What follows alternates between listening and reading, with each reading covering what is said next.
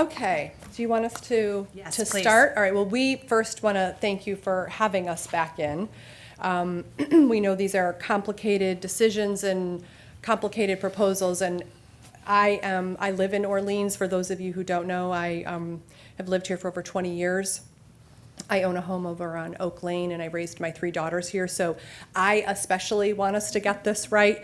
In fact, I had a backup offer, Housing Assistance had a backup offer on this property, so we've been watching it all the way through. We watched every single feasibility committee meeting and read every report and have studied this town out of my own, personal interest, but also professionally at Housing Assistance Corporation. So we have a deep understanding of what's needed, and we have a deep understanding, our team does, of this particular parcel and what it means for our town. So one thing I wanted to do was I wanted to start back with where we as a town began, right? We bought the land, then we put together a feasibility committee, and that feasibility committee spent 13 months analyzing the property, doing community surveys, had a consultant, 100-plus page report was published, and just to remind us what we said then that we wanted. Design quality was important to us. There were words used of award-winning design. We wanted it to make sure that it connected to the rail trail, to make sure that that infrastructure was part of the design and was kept in the thinking, that it was part of the village center. We wanted to make sure that it was generally multifamily because there was a recognition throughout the process that we wanted to preserve as much of the land. We didn't want it to be full of asphalt and be overly built. There was a recognition that larger buildings would be less expensive to build. There was a recognition of that from the consultants of the time and the developers that the consultant talked to. And there was a recognition that in our region and in our town, there was not necessarily a need for another extremely low income and low income project. There was a need for missing middle, attainable, and homeownership. That was punctuated and amplified throughout the report and from every single committee member that was on the feasibility committee. And the town was looking for creative proposals. There was an acknowledgement that LIHTC was really the only way that a project could get done right now. That's the only funding source right now. And is there a creative approach to leverage that infrastructure to another type of housing? We wanted the lot to be devoted to housing, no other municipal uses. And we really wanted to make sure that we had an eye towards that missing middle workforce housing. So that's not the right heading there, but the survey, it's not guiding, hold on a second, is that the right? Yeah. So this is survey results, not guiding principles. These are our survey results. Remember, the consultant did a very robust survey of non-residents, residents, seasonal residents, and asked us what did we want? What kind of housing did we want? And over 50% of all 3 categories wanted homeownership. Right? We know there's a recognition that we don't have enough year-round rentals. That was evident as well. And both of those is exactly what we're seeing in the marketplace. Right now we have several LIHTC projects happening around the region. POA is doing one in Wellfleet. We have one in pre-development or in design phase in Brewster. We finished one in Brewster. We have one finishing. We were supposed to do a groundbreaking today in Bourne. Chatham put out 2 proposals, 2 RFPs rather, 2 weeks ago. Those are going to be LIHTC deals. Dennis, the same thing. We have a lot of that kind of housing available in our region right now and coming online. What we don't have, missing middle, workforce, homeownership opportunities. And so our guiding principles for this project were really informed by what the committee said they wanted and what the research said that we needed and what the consultants and the memo said back to the select board, right? Number 1, we need a financially feasible and fundable project at the state. So that's why, when I'm looking at it as a town resident, that's why I reached out to POA, right? Right away, when you guys were going through your feasibility, we knew we were going to be applying for this. We knew we were going to be responding. So I reached out to the best in the state. Aaron Gornstein, the CEO of POA, was the Undersecretary of Housing at DHCD. He was on the short list to be our Secretary of Housing this round under Governor Healy. Julie has done 12 projects herself on the Cape. POA has hundreds of projects going and 10,000 units across the country. It's a big company with substantial investment and knowledge in affordable housing. Leveraging the LIHTC investment to accomplish mixed income, that was a guiding principle that we used, that we heard from the committee, and that we wanted to make sure that we didn't miss the opportunity here on this time. So if we were going to try to do a workforce housing project, or even Habitat to do their own affordable homeownership project, the cost would be exponentially higher for our type of housing, because we wouldn't have the LIHTC deal alongside us to invest in the site work and invest in the infrastructure. So this perfect marriage of these three nonprofits, right? None of us profit from this. My job stays the same, my salary stays the same, whether I get this project or not. So does Beth, and so does Julie, right? This is a labor of love. We push the rock up the hill every day. We go home and we come back and we push the rock back up the hill. That's our job.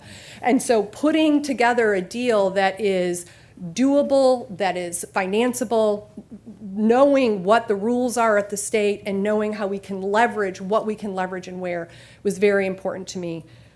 I'm the last person that wants to have a failed project in this town, especially if my name is attached to it. I live here, right? We know that. Home ownership and workforce housing. I was so excited to be able to work with Habitat again and to bring them in. They were the second call after I called to Julie. How can we figure this out so that we can make sure that all three of our agencies can excel and can bring the right kind of housing that we excel at and we have experience with to this project. And not for nothing, the homeownership has some other layers to it that we find beneficial. One of them is the property management. We heard over and over how important it was to have the long-term investment in property management to make sure it looked good in the future. Well, homeowners, right, they're invested in that property to make sure that it looks good. And they're going to make sure that the management company, POA, has boots on the ground and is keeping it up. So that was inherent in our thinking and our strategy. The other, which from selfishly being on the Economic Development Committee, right, making sure that we had residents who had discretionary income so that they could participate and go to the stores in our village center, right? Those are homeowners. Homeowners have the discretionary income to be able to shop and go out to eat more so than renters. So the other guiding principle was open space, and I know Paul's going to talk about that and the connection to the bike trail of making sure that our buildings were not sprawled, that they were consolidated so that we could have a pocket park, we could have trails down to the bike trail. That was very, very intentional, and again, guided by the feedback that we heard from the feasibility committee. And last but not least, you know, I want an award-winning project, and we have an award-winning team here, and Union Studios, I was going to just call you another name, Paul, sorry. Union Studios is a nationally acclaimed architecture firm that has won awards and will continue to win awards. They have studied this site for years. They did the first drawings for the commission. They did the drawings for the planning board when we were rezoning down there, Andrea. Yeah, and right, and they were on the feasibility committee. They're the team that the feasibility committee went to say, hey, what's possible here? That's not accidental that Paul's on our team, right? We wanted to make sure that we had a winning team that really could be a model for the state.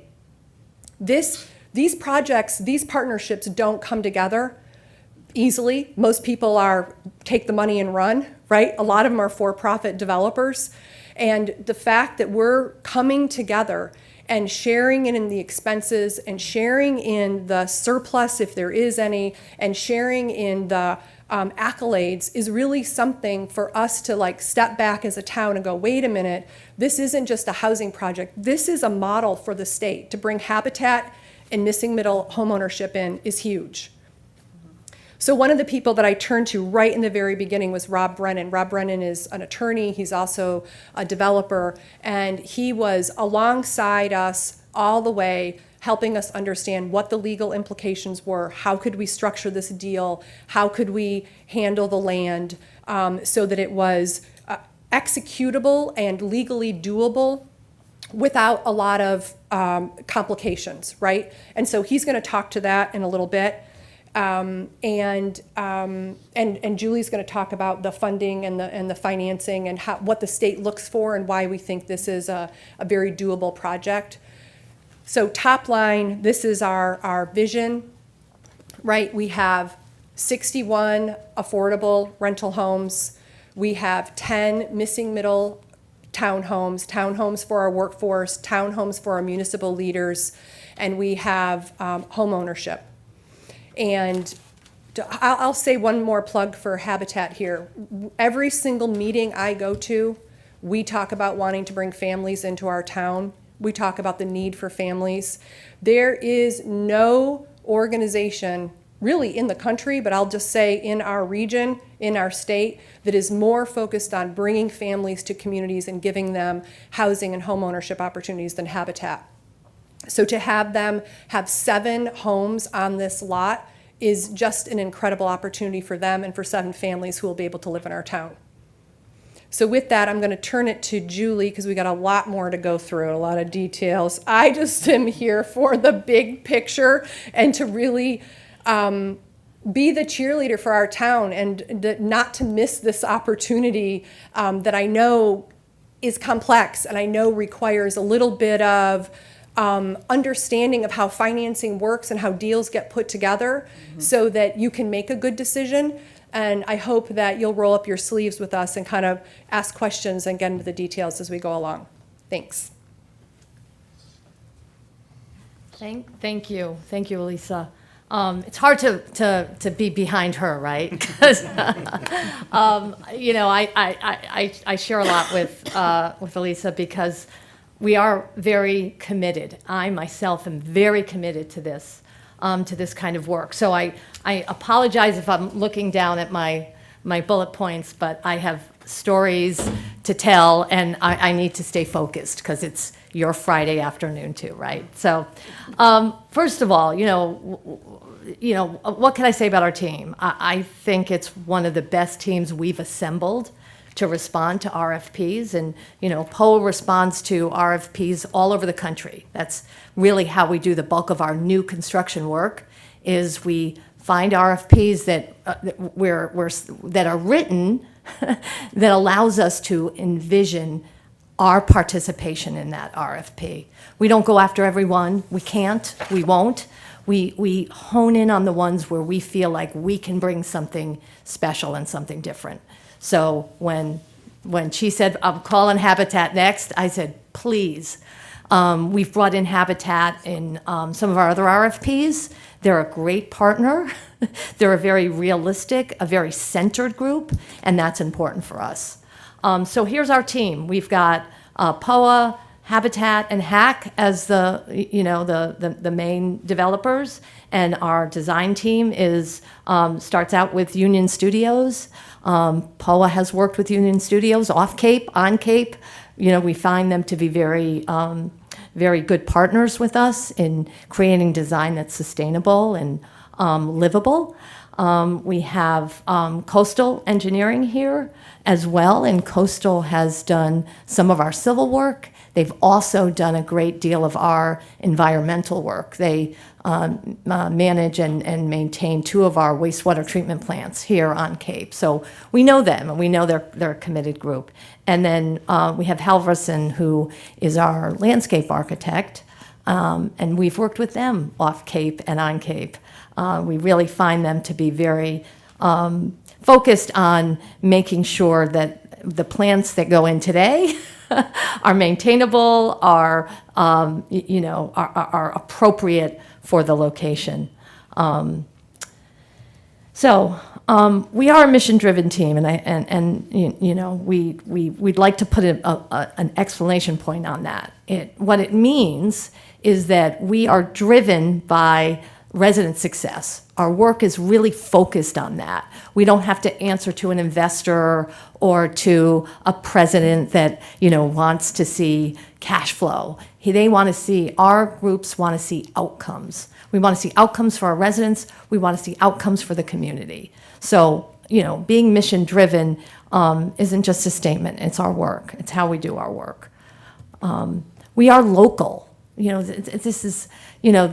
I did my first project down here on the Cape, I had so much to learn. I was like many people who thought, oh, well, Cape, that's a tourist town. What do they need affordable housing? And I was so quickly centered in on they need year-round housing, right? That's the focus. Year-round, affordable and attainable housing. So we've built 9 communities here, 600 plus homes with HAC. We are neighbors. We own nearby in Rock Harbor Village, and of course HAC has an office right next to the site. Habitat. I'll be saying this 100 times today. 180 affordable home ownership units on the Cape. It's just amazing to me, their work, and I'm so super excited for them to be on our team. And then Union Studios. Union Studios knows the site. They know the site. They told us, what to look out for, what to think about when we approach the design work. And then, of course, Coastal and Halverson are locally based. Coastal is right down the street as well. So we deliver, as a group, as a team, as individual organizations. We are focused on delivering. We have 7 affordable housing rental communities on Cape with LIHTC financing. As I said, I'll say it again, 180 affordable homes. We are leaders in sustainability. We were the first ones to bring passive house design, multifamily to the Cape. We also brought with that the knowledge to pass on to the incredibly talented tradespeople that live and work here on the Cape.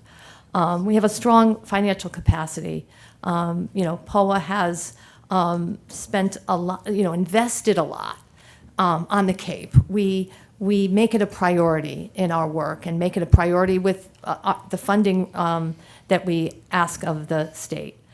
We also have innovative financing methods. Because we're a nonprofit, we have access to grants and to set-asides that unless you're a nonprofit, you don't have the access to. So we use that and make sure that that's embedded in our work. These are the 4 sort of relatable projects that we've created in the last few years. And why we put this up on the screen is so you can see the funding sources needed to do this kind of work, and how we've been able to bring those to our projects and make them better as a result. We also, as I said before, passive house and sustainability is so critical to our work. So we seek out solar tax credits, passive house investments. One of the bottom row you see is MassWorks. This is a source that we are one of the few developers in Massachusetts, affordable, not affordable, whatever, that has continually used MassWorks in our projects the last 7 rounds. So we did one here in Brewster. We've done them obviously in Boston and Somerville. It's a really important subsidy that not everyone is sort of willing and able to work. We worked with Wellfleet on the last grant that they received. So again, I can't highlight our experience enough. We own all up and down the Cape. We have 3 more projects under development. I spoke about Wellfleet. We have the one in Bourne, where we're supposed to have the groundbreaking today, and we have one in Mashpee that's probably will open in June. We manage a lot of properties here. It's important that we maintain our reputation here and we manage them effectively and efficiently. So here's really, what sets, I think, our proposal apart, and that is the experienced home builders that are on our team. I have been in this profession for too many years. I have always tried to find a way to have POA contribute or participate in home ownership. It is a different animal, right? And we don't have time to rebuild, to reinvent the wheel. So when we looked at our team and when Habitat was ready, willing, and able to join it, it's just so critically important to our vision. And so we are committed to working alongside them to make that a reality. We talked a little bit about our local experience team. I don't think anyone has the deep roots in Orleans or on the Cape that our team has. So I'm going to turn it over to Paul. And Paul, you can either sit there or be up here, and I can move the slides for you, whatever you're most comfortable. Okay. Thanks. He's going to kick off our design. Thank you. My name is Paul Atteman. I'm a principal at Union Studio Architecture and Community Design. And we're really glad and excited to be here before you with our extensive experience with the site in the town of Orleans and studying the site for the best and optimal use that would serve the town's future. We've gone through a lot of site plans during that study period, but what's really exciting now is that we're together before you with a real plan, with a real development team that is all contributed to this vision that we presented for you to hear today. So the focus has been really looking at the community design technical bulletin that Cape Cod Commission has put out for the Cape Cod for Development Guidelines, looking at to preserve and create village center context within Orleans, and maintain a New England maritime character that's important to the region. The derelict site is perfectly situated to really bring revitalization to Orleans and really making sure that we have a variety of housing typologies that vary in scale, massing, and affordability, but most importantly, as you heard before, home ownership as well as rental. And this all came together with a site plan to create a sense of place, a new integrated neighborhood that's an extension of the Orleans downtown that is also connected to it, not only vehicularly, but with a pedestrian path that brings people from 6A through the site down Hillside Terrace down to the Cape Cod Rail Trail. Next. And then the site here, as I mentioned, the strong frontage along Route 6A is held by two blocks of townhouses, buildings 3 and 4, that can step along with the changing grade very subtly down 6A and is flanked on either side by 2 access points into the site. This is very important because this is sort of a key principle of a neighborhood design. It's not a one-way in, one-way out, where you turn around in a big parking lot or a cul-de-sac. You can arrive at the neighborhood, get to your front door or visit somebody, and then go out the other way. And along the way, both pedestrian-wise and vehicular-wise, there are common greens, there's public spaces available for the residents as well as the public. And something that I wanted to point out very quickly is that during the visioning process with the town, there was varying scales of development that we researched. One that had 2 multifamily buildings on it, and one that had 20 buildings that yielded only 44 dwelling units. So you had a low and a high yield. And I think we've done a really great job of creating a variety of typologies that actually has a high yield, because even the 2 single multifamilies were at 77 units. We're at 78 with a variety of different housing types.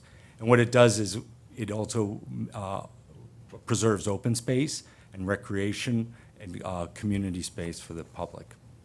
So all of this put together is really I think Taria will talk about the site design in terms of response to grade.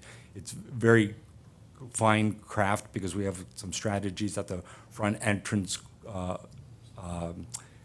plaza that you'll see earlier that creates a retaining wall that subtly maintains some of that sloping grade.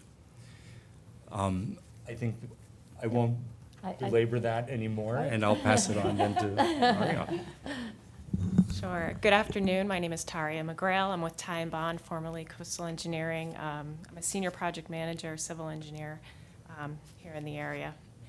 So I wanted to first when I was brought on board and looking at this site, immediately it was apparent that there's quite a bit of site topography that's changing on this site, and that there was opportunities to really work the development into that topography to our advantage. So looking at the site, what this image depicts is that there's a ridge that runs south to north on the site, and it basically divides the property into two areas. In engineering terms, I immediately see it as two watersheds I have to deal with. Stormwater has implications, right? But looking at those two sides of the property, it was immediately seen that on the left side, which is the west side, that we had about 30 feet of elevation grade change across that area. And then on the east side, along Route 6A, we were looking at 17 feet of grade change. So generally at all, the grade drops off north to south on the property. So next slide, please. So as Paul alluded to, and as I just mentioned about working with the topography, it was immediately, one of the immediate strategies was to look at having buildings 3 and 4 be able to be nimble and be able to step with the topography so that we could maintain that frontage along 6A the way it is today, and work with the grades that are there, which just helps with as far as disturbance, but also maintaining the character of the site. So that was one of our first strategies. And then as we looked at the site, we were looking at opportunities to really limit disturbance and really focus on developing a site that's already been developed and focus the redevelopment within the confines of that existing development. So as you'll see, we have the two other buildings, buildings 1 and 2, and those are mostly focused within that area that's already been developed as the hotel. Building 1, again, was taking a look at what we had for topography. So building 1 is sited towards the rear of the site, where we have about 10 to 12 feet from the front of the building to the rear of the building that we're able to work with. And what that lends itself to very well is allowing for a lower level that's not visible from the front when you're in the driveway and parking, but it enables us to provide additional housing needs in that lower level. So that was a big portion of the design, was really understanding the existing site and the existing topography. And this enabled us to incorporate LID techniques, which we've used throughout the site to limit disturbance and also preserve natural areas. I won't get into the details of the stormwater management, but it will meet all of the local standards that are required by Orleans with the stormwater permit, and it will also meet and exceed Massachusetts stormwater management standards. So with that, I will pass it to Bob Eulig, who's with us virtually from Ty and Bond's Halverson studio. Thank you. Thank you. Thanks, Taria. I'm a vice president and lead our landscape architecture studio. I'm going to be highlighting a couple of common themes that you heard both from Paul and from Taria, and it's this idea of we've really collectively worked together to focus on what we'll call a light touch on the site, these LID, low impact development approaches on the site. And those are expressed through a variety of things, through the nestling of the buildings into the site and the topography, being responsive to that, and the site improvements as well into the wooded character while respecting this overall rolling topography of the site. It's not a flat site by any means. It's got a lot of topography. So we've thought about how to use that to our benefit. And all these things are while being sympathetic to your overall goal, which is this maritime village ambiance of Orleans. We want to make it look like it fits in, like it's not new. Let's see. So as it relates to this image, I wanted to show you our plan revolves around, in addition to the buildings, revolves around 4 neighborhood scaled spaces. What we call the common green, the entry courtyard, the community terrace, and the hillside green. And together, these 4 open spaces provide a range of open spaces at a variety of scales that can be used to be flexible and yet serve a variety of different programs, both for the residents as well as the neighborhood. Next image, please. So how did we come up with this diagram? So we first started focusing on these interior connections. So you'll see the 4 open spaces that I just talked about will be perceived as open and inviting to the community as well as the residents. And the idea is to have both visual and physical links. You'll be able to see between them and you'll be able to walk between them on pathways between these open spaces and to the community beyond. Next. And so not just interior connections, but we also focused on, important to this kind of knitting it into Orleans, we focused intentionally on designing external walkways and roadway connections to the external community, to Route 6A and the adjacent neighborhood. And this also serves to subdivide the building massings, as Paul mentioned, into smaller groupings, thereby creating more intimate and appropriately scaled buildings and presence on 6A. Again, focused on this compatibility with Orleans's scale and its texture. Next, please.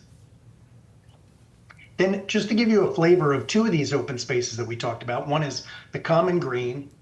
To give you a look and feel as to what that's like, the common green would probably be the largest open space at the heart of the community, and it would serve as the social center, a gathering area, and a place where programming could consist of day-to-day resident activities or places to gather and socialize, and it is likely to include both pavilions and other amenities. Next.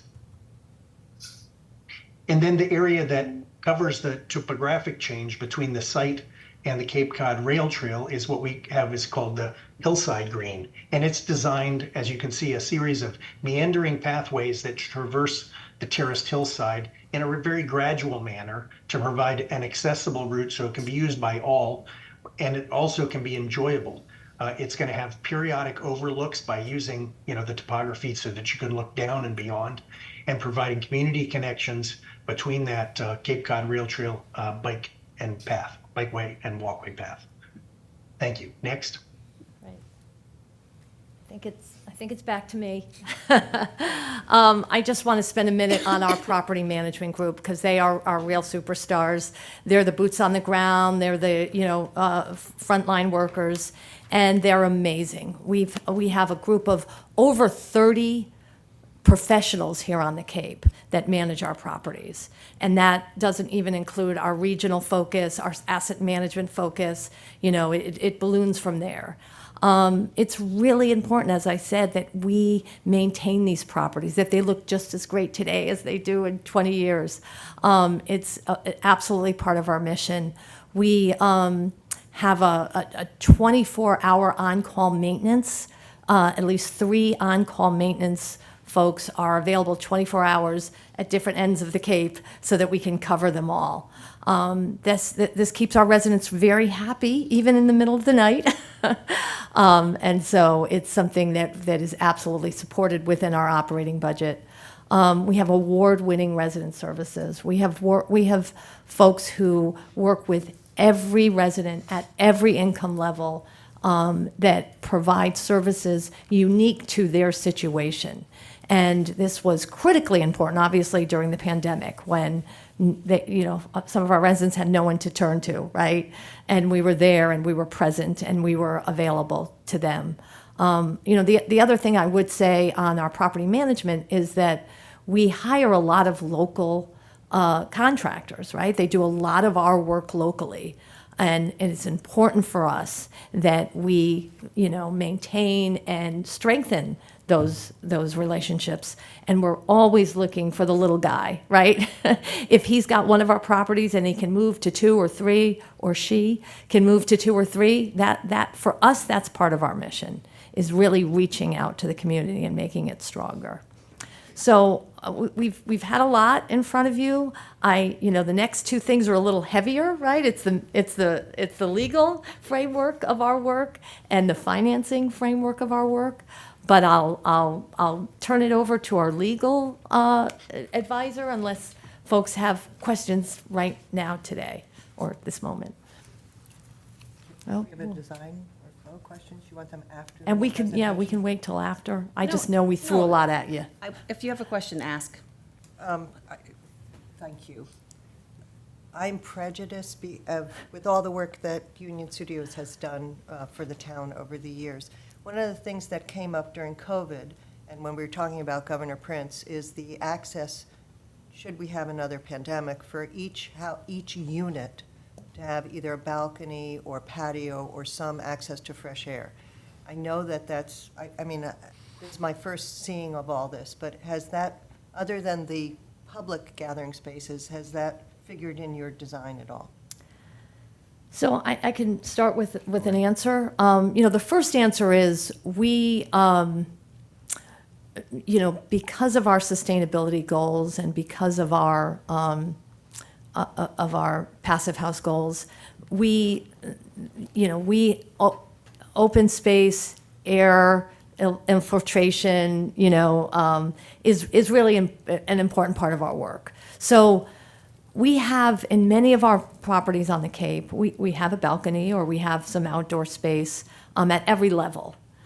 Here, we're more focused on what's called a Juliet balcony, which is, the ability to open up to the outside without having, a real patio there that sometimes can be, a place for your bike, or it gets cluttered, or, we're policing those things. So here, at this moment, that's what we're focused on. That could change with input from the community, certainly. I think we do a really good job at our properties that do have that outdoor space to make sure that people understand you can't, that is your defensible space, but you've got to maintain it.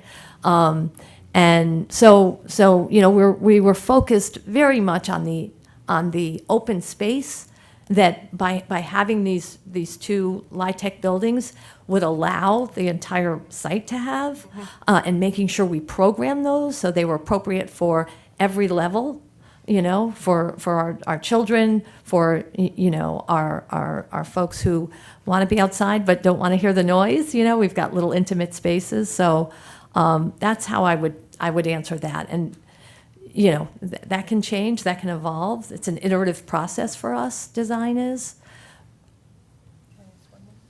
Sure. Just one more. I think I'm prejudiced to on-site management and somebody living on the site. Is that possible in how you're envisioning this project? It is very possible, and we like that too. And part of the reason why we like that too is because our staff has a hard time finding a place to live too, right? Our staff is, we're very fortunate that, almost all 30 of those of our property management staff live on Cape. We're very fortunate. So we always look for opportunities. We always look, and what's really nice about how we included a mixed income approach to this. If they were fortunate enough to have get one of the homes or one of the townhomes, that would be great. We would encourage that for sure. But it's not always a requirement of our property managers to live on site. Some folks would rather, like how teachers don't want to live in the town they teach. Sometimes folks want the reprieve. Great. I just had a request probably for the architect, and I'm just wondering whether you can produce a rendering that would allow you to see the entire project from one boundary to the other, from the 6A view, as if you were standing in the old Christmas tree shop, the new Ace Hardware building. So the entire expanse of what people will be driving by and walking by can be seen in one piece of paper. Yeah, that's possible. Can I ask for, can I request one? Not yet. I just want to say that I was on the Governor Prince feasibility study committee, and at one point I leaned over to Andrea because two things. I really appreciated the survey data being at the beginning because it was 2 years ago at least. And so I had forgotten some of the specifics about it as well. So just being reminded of what the community, and not just residents, but non-residents, seasonal residents, who were participants had asked for.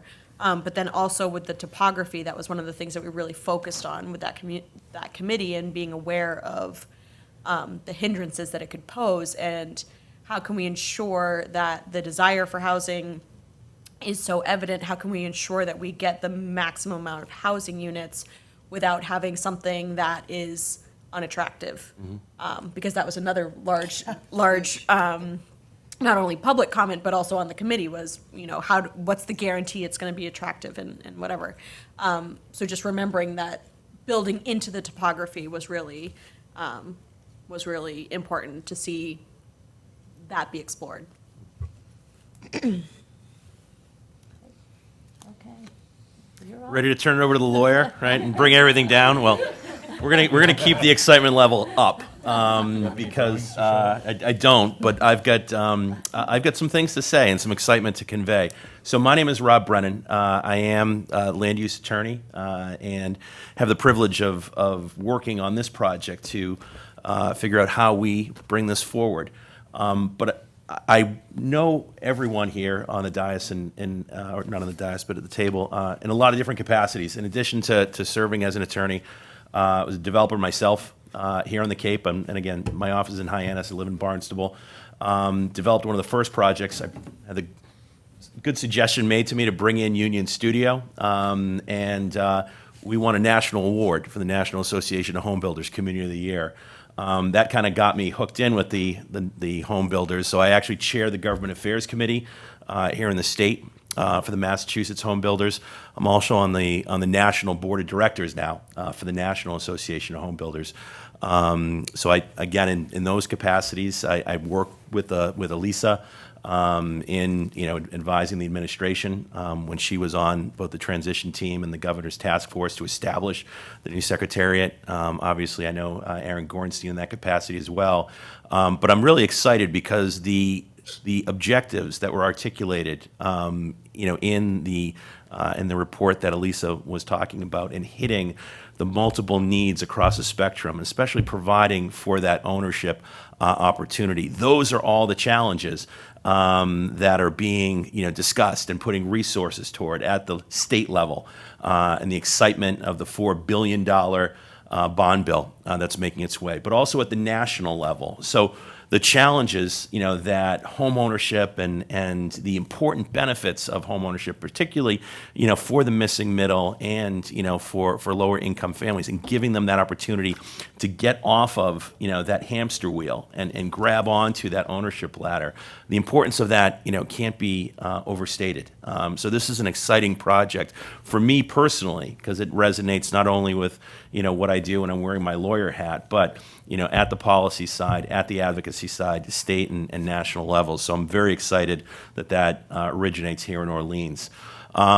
So in terms of, what do we do to make this happen? It's really using two well-worn, well-tested, familiar tools that I'm sure all of you have had experience with. First, we look at it from a project basis and how do we permit it, right? So we have the opportunity under Mass General Laws, Chapter 40B, to work with the town on a comprehensive permit, right? So we look at the zoning and we say, this is a great project. What are the things, in zoning that we need to point out that, might otherwise stand in the way? And we identify that, and we go through the hearing with the zoning board, and we bring in, all the other, committees in town weigh in. We bring in the public, and we have that hearing on the comprehensive permit, and that addresses the project from a holistic level. And then how do we identify and how do we kind of carve this up into phases? Well, you're all familiar with condominiums. When we hear it in our mind, we typically think of an apartment and kind of an apartment building. All condominium means is that you're taking a real estate interest and you're dividing it up into exclusive areas and common areas. That's exactly what would be going on here as well with regard to the phases, as you see them. So we can cut this up and say, here's a Habitat home ownership, here's POA LIHTC, here's HACS, piece as well. And then within each of those, we're able to further divide. So home ownership becomes condominium, form of ownership, and there's flexibility, over time as well. So it's a really straightforward approach, but putting the two together, putting, again, a comprehensively permitted project and then, sectioned off under the condominium statute. It allows to achieve exactly the kind of objectives that the town's articulated. That's it from legal, so. You understood that. Hey! Rob, how do you divide up the maintenance requirements on roads that overlap? Sure. Condo areas, et cetera? So the first thing, all of it will be a master condominium, right? And so there'll be, just in any condominium, you have formulas for sharing those expenses. And so sometimes, and we can do it anyway. There's a lot of flexibility there as well. You can do it based on land area, we can do it based on unit count, but we identify the common areas. So it'll be roads, right? It'll be infrastructure for utilities, anything that kind of serves more than one segment of this will be a common element. And again, there'll be a master, condominium deed, and it literally will say, what the allocation of common charges are. So all of it, documented, all of it, 100% transparent. These documents are all recorded at the Registry of Deeds. They'll be known, to everyone who's going in. Obviously, you'll have the various operators, but also, down at the ownership level, owners coming in will know exactly, what slice they'll be paying of a slice of the project that they're in. Lenders, will also know this as well. So this will be something, that's transparent. And just one other thing I'm going to mention, because I talked about that $4 billion bond bill that's making its way through. There's a lot of exciting stuff in there for the Cape that is making its way. This project stands alone, and as you'll hear in a minute, I know, is stands alone with all the tools that are on the table now. There are going to be some exciting tools on the table that this project is designed to take advantage of when those tools come to the table. One of them is the Commonwealth Builder Program. That exists right now only in Barnstable, because Barnstable is considered a gateway city. Elisa and I started working on Governor Baker on extending those kind of tools, statewide, because we have these unique challenges here, on Cape Cod. So again, this is a project that stands alone with the tools that are on the table now. But when Commonwealth Builder and other incentive programs, come at the end of the summer, that's going to be really exciting, because especially on the ownership piece, and just indulge me for 1 second here, Commonwealth Builder, unlike traditional, income restricted, affordable, purchase homes, has a deed restriction that doesn't stay in place in perpetuity, but allows a burning off. And what I mean by that is, if you have families that come in and purchase, they're purchasing at a subsidized price, but if they stay over time, get to accumulate equity and get to build, family savings. And that is a massive difference.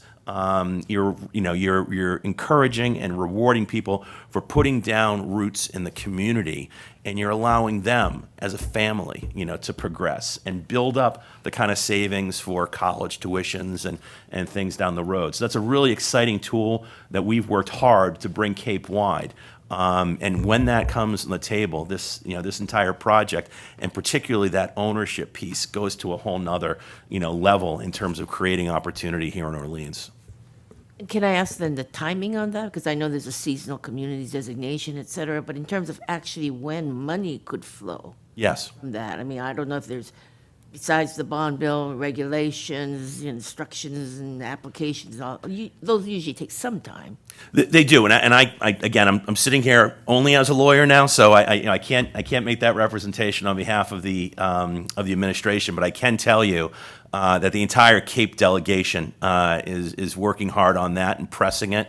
We expect. I was just with the Secretary of Housing, 2 days ago. We expect, by late spring, before we go into the summer season, they're hoping to have this through the legislature. Then, it will go through, the funding and making those funds available. But they are pushing hard to get this out the door soon. They know that. And just to add to the Commonwealth Builder, because it's an existing program, it doesn't need a new administration, or it just needs an allocation of funding and the rules to be defined. So the Crystal Hornegay, who's the administrator of the funds and the program now, is ready to implement. She's been ready to implement for us in this region for years. When we got our ARPA funding through the county, we were negotiating with her and the county at that point in time that if the county put in a certain, amount of money, that she was willing to match it so we could expand Commonwealth Builder at that point in time. We couldn't get the county to budge on it, so that didn't happen, but the program exists, so it's not like they're creating a program and have to go through that years of process. It just has to be expanded to what category or what communities it will serve. And it's not linked to the seasonal communities designation, by isn't? the way. No. Those are two separate things. So when we talk about it publicly, we link it in, but it has its own standalone line item under the bond bill. In which, The expansion of the Commonwealth Builder is its own thing in the bond bill. Seasonal communities is another separate line item in the bond bill, as is the transfer fee. okay, I misunderstood, because you're now using it as a gateway community in Hyannis, but you don't, how does Orleans qualify then? So, no, I'm saying in the bond bill, Yeah. the Commonwealth Builder, the expansion of the Commonwealth Builder is its own line item, is its own entity, as is the seasonal communities. They're not woven together. It's now a program that is in the gateway cities, and we're using it on Stevens Street in Hyannis for 40 units. Right, but Orleans doesn't qualify as a gateways, Correct. right? Not yet. Yeah. Not yet. Yeah. That's where the seasonal communities, but it's not just for Commonwealth Builder. There's several funding opportunities available under the seasonal communities designation that we're advocating for. But the expansion of Commonwealth Builder is its own irrelevant of seasonal communities. It's its own thing that they want to expand, because it's not just us on the Cape, it's rural communities, or a disparity that's happening across the state of people being able to accomplish homeownership. And you think So it's that'll, addressing that disparity. and you think that will be hopefully in place with the passing of the bond bill by the end of the summer? Correct. Got it. Yep. I just wanted to ask about the phasing of this project. Everything's been identified in chunks. So relative to your comment about the condominium structure and the way the fees will be allocated percentage-wise, depending on what kind of housing you're talking about, when the first phase is built, then those particular inhabitants would be responsible for all of the fees. Is that right? It would be expensive to start, and it would get less so as the development progressed, or? Well, you're going to have the allocation among the entities will happen up front. They'll happen So- up, okay, great, thank you. Can I follow up on that? Because that's where I was going. The timing, how long a process is from start to end of phase 3? Well, I'm going to take out my crystal ball. They're your hopes, because it's costing you money to carry the project, right? It costs us money to carry the project. And so, getting back to, the financial feasibility of it, we're bought in. We've got to buy in, because if phase 1 is the LIHTC project, which we feel is the right start to this, then POA and that project has to carry some of this while the other 2 phases happen. For us, it's worth it, right? It's worth the juice is worth the squeeze, or whatever that, because we want home ownership. This is part of our mission. So, we backstop it, right? And it may take a while for the other phases to happen. We would love it to all to happen at once, right? Because you have the contractor in there, you have but we are able to build it in phases. We've done a lot of our bigger, more, ambitious projects are in phases. And we know how to do that. We know how to work with the intricacies of a condominium structure, of a phasing structure. So that's, Can I just add? Yeah, something that definitely. you can't see? To the 10 units that we have right now in phase 3, right? I want to apologize in our original proposal, because we gave you multiple options of what that 10 could look like, thinking that the complexity would be easily understood, right? When we read the notes, we understand now that was not easily understood. So let me explain bottom line for Housing Assistance Corporation. We plan on taking a construction loan, so we can do that at any point in time. When POA is going in on phase 1, we can do that at any point in time, and then we will sell them, right? And hopefully 150% AMI to 200% AMI is what our goal is. That depends on interest rate, that depends on cost of construction, it depends on some factors that we don't have control over right now. Our hope and our wish is, and so that's our bottom line, right? That's our worst case scenario. Construction loan, sell them. Our hope is that Commonwealth Builders in Place matches the timing of our permitting and financing, and we can stack it all together at the same time. So we could be under construction with POA if for some reason it doesn't go through, if some reason something doesn't happen. We don't have to wait. We have the ability to take the construction loan for the 10 and to be able to move forward at the same time POA does. So I wanted to kind of. Yeah, and you did have the alternative of putting it into the rental. Is Right, that still an alternative? It's absolutely, we have, And when would you have to make that decision? we don't have to make that decision, we can carry the cost of the loan. We don't have to make that decision until game time, are we selling or renting? We don't have to do that right now. We just have to show the bank that here's the price that we can get for sales, and here's the price that we can get for rentals, and does it cover the loan? That's all we have to show. So we already have those conversations happening with Eastern Bank and Rockland Trust. So we can do it confidently. We can do those 10 units and carry the costs. I'm sorry, my question maybe wasn't clear. I'm looking from a public perception point of view, because many of you know that we've now phased out wastewater from 20 years to 40, 60? So how long do you envision the site being an active construction process? Active construction. Meaning you have 3 phases, again, because for residents who might live in phase 1 and for the public driving by. Yeah. So, I would say phase 1, which, we have designated as the low-income housing tax credit project, we are underwriting a 4% tax credit, which used to be very different than the 9, and it has now become a little bit more competitive. So we do have to go into the state funding round to get those awards. We know how to work within the confines of the competitive nature of these projects. We have had all of our projects on the Cape get funded, so that we can roll to the next one and prioritize, and that's important to us. We wouldn't bite off more than we could chew. So, in best case, we could be breaking ground within 2 to 3 years on that phase.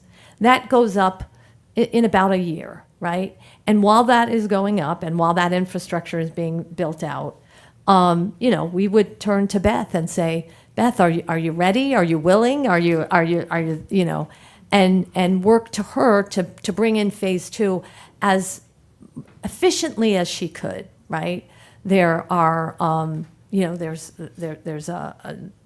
some fundraising that has to happen. There's, resident selection that has to happen. And then phase 3, the final phase, could go at any moment, as Elisa said. It could happen at phase 1, depending on, we have to go through our site design at the same time. When we would be ready, then it's just the capital stack financing it. So if we've got 2 years alongside POA, I'm confident we can do it in the same time period. Our proposal is kind of worst case scenario. We're kind of underselling ourselves. Not for nothing, 107 Main Street, I personally brought $1 million to the table that was not on the table for this town or for that project. Beth and I are fundraisers. That's what we do as part of our capital stack and our development. I'm gonna do everything I can to raise money, to get resources, to bring that price down so that I can get this online as fast as possible and as affordable as possible. So I don't know, Beth, if Can you, I say a yeah, couple you- things? Sure. So I think it's important to remember Habitat is very protective of its reputation, and we're a conservative organization, so we do not overextend our capacity. We're extremely excited about this project. we have complete confidence that we're going to be able to fund it and to move it ahead according to the time frame that's necessary to bring this about successfully. We are conservative, but we're willing to evolve. And one of the things we're planning to do here, we're going to bring in professional framing crews to do this, and we'll modify our volunteer build slightly to accommodate the schedule. So a couple of things to keep in mind. The other thing I do want to stress is that the homes that we're doing in this project are at 80% AMI. So let me just, I was getting confused. So the sequence that you were talking about was the LIHTC first, and then you said phase 2, Beth, but that's, I'm getting confused because I was seeing as phase 3, but you see the habitat coming after that, and then the 10-unit hack. I'm getting confused as a sequence and time frame. And like I said, I wish I had my crystal ball. We have phased this project and placed the different phases where we felt gave us the most flexibility to start the phase 1 and build out some of the infrastructure that's needed and the stormwater and all those important things so that the other 2 can move independent of the first phase and can move either with them, ahead of them, behind them. You know, we want to bring housing. That's, you know. Getting back to Andrew's question about how long is the site going to be under construction, and that's a perception issue as much as anything. But everybody says, why does it take so long? And we all know why it takes so long. 100%. So just in terms of some windows? You know, I would say, in worst case, and we're conservative too, that's why we love to work with Habitat, I would say, you know, could be a 5-year sequence, right? And maybe not 5 years under construction, right? But maybe the infrastructure comes in, the LIHTC units get built, the Habitat homes get built, you know, phased in, maybe 2, 3 at a time. You know, the townhomes, you know, those would have to come out of the ground, right? Because they have shared walls and you can't really independently build those. But we did split those 2 up independently too, so you can do 5 and 5, right? So we've really, really thought about this phasing. I don't have all the answers, but we have, you know, construction folks on our team at POA who we, you know, put this under their nose and we said, you know, how could we make something like this work, and what tweaks do you see are needed so that these can either roll together or roll independently. And I think another kind of important aspect of you know, all of this is that our residents, we educate and inform our residents. So when a resident moves into one of our apartments, we will tell them there's going to be construction here, there's going to be construction there. Their safety is our concern, right? So, you know, the phasing, again, was really predicated on how quickly we can move this. If everything hit on you know, on time. You know, can I ask a question, Julie? Sure. Hi. So we had previously talked about the option of, if it didn't look like Commonwealth Builders funding was coming through this summer, that we really had up until the point of the pre-app, which is October, November, to make a decision to potentially pivot the whole thing to rental. And that, I think that's an important consideration, unless you've rethought it, but that if the priority is to move the project ahead as an affordable project as quickly as possible, that you did present us with an option for a 71-unit rental project that you said would not require any design changes, and would not cost the town any additional funding, and would actually cost less at the state level in the aggregate, that could be accomplished within a quicker time frame on a parallel with phase 1 if we decided to pivot to rental. Do you want to comment on that? Sure. You know, we understand that was, you know, we were trying to solve too many problems, right? I think since then, we have really sat down with HAC, POA has sat down with HAC, and really felt that committing to home ownership here is a priority of ours. And it's important, we talked about fundraising between Poe and Hack for this kind of work. We talked about how do we find a way to get better financing for the home ownership? How do we work to, deliver home ownership there? And part of it is, that we like to have eyes on the street. We like the fact that there will be home ownership, taking advantage of this beautiful village, taking advantage of, all that Orleans can offer at the right AMI, right? At the AMI where you can't find a home, right? Where you're just unable to start your family here. So we're committed to that. I think, we always do rental as a backup, right, Emily? That's just POA's mindset, right? How could we, if we couldn't make home ownership work, where would we go with this? And it is small. It's only 10 units, so it would be more difficult to do a LIHTC transaction there. But POA and Hack are committed to attainable workforce housing, and sometimes that means stepping out of the LIHTC world and finding a path forward for rental housing that isn't LIHTC.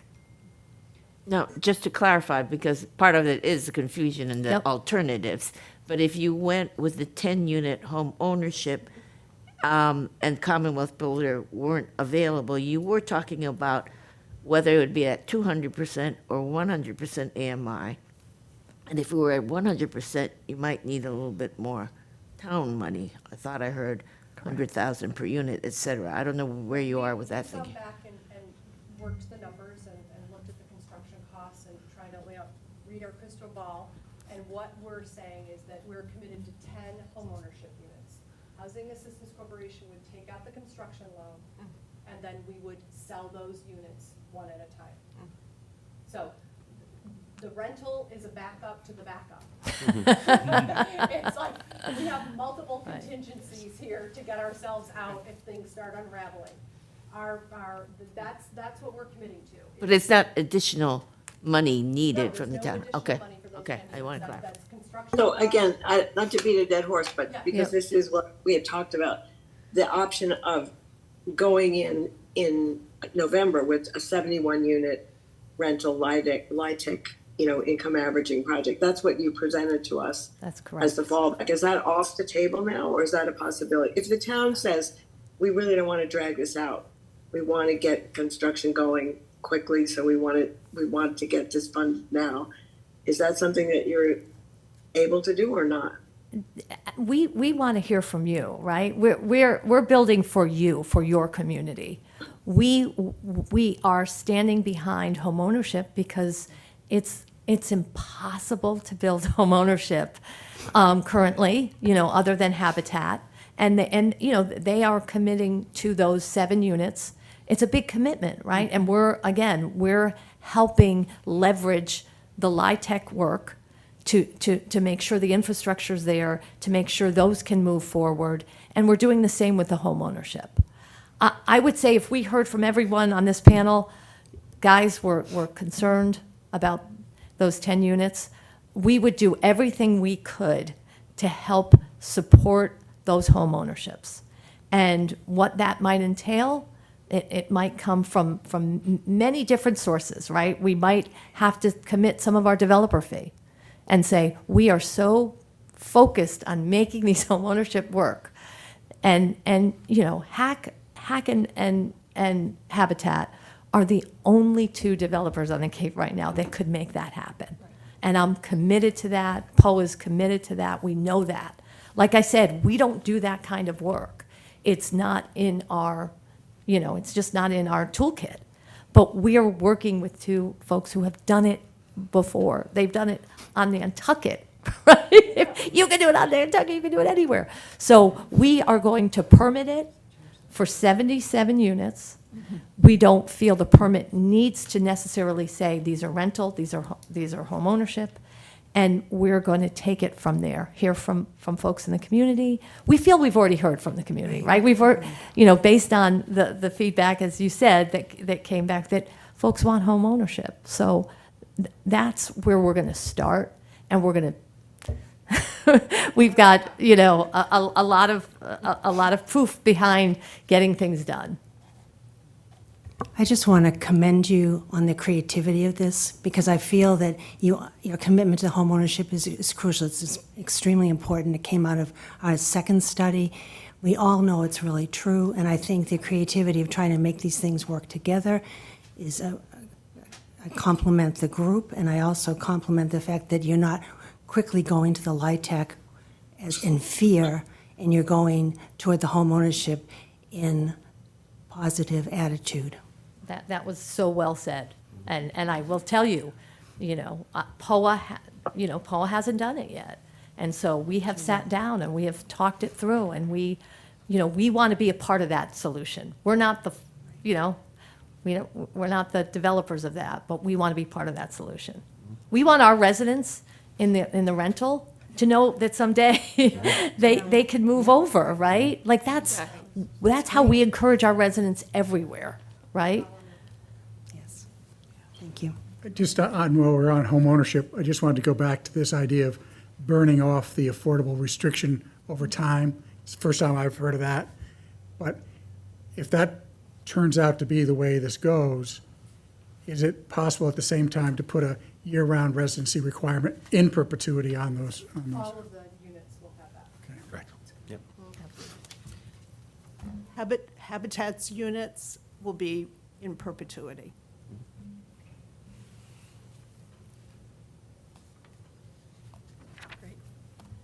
So I don't want to get too deep into the numbers. I know you've got, you know, incredible people working on them for you. I think that the few things I'd like to highlight is that we are a conservative group. We have to be. We're a nonprofit. We answer, you know, to our residents. We work within the state guidelines. That's how we always approach the first iteration of our work. We know the guardrails. We know how to be responsible with the subsidies that are given to us, to be, you know, to our partners, to all our partners, right, to the state, to you know, the local contribution that is made. We also know that they're discretionary, right? That you know, we can start out with this plan and think we have it all figured out, and the state could throw a, you know, say, oh, we don't have enough of this, or we're going to give you some of this, but they're not unlimited. Right? They're discretionary, but they're not unlimited. So we always provide for a flexible approach to our work, to our funding.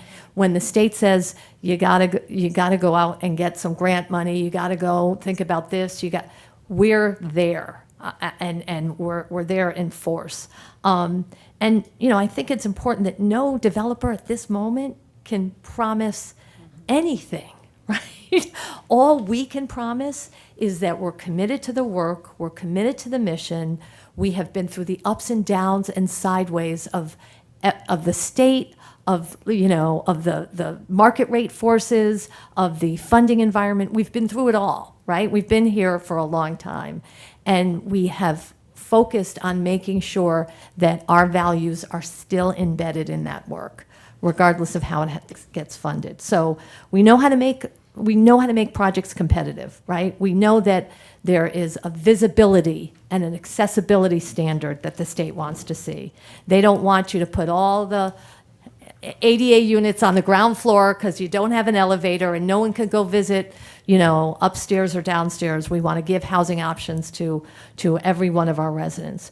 We know that, you know, that we have to move quickly. If we're given funding, we have to be ready. We can't say, oh, well, thanks, but, you know, we've got another project down the street we're more focused on. We have to make those commitments to the town, to the state.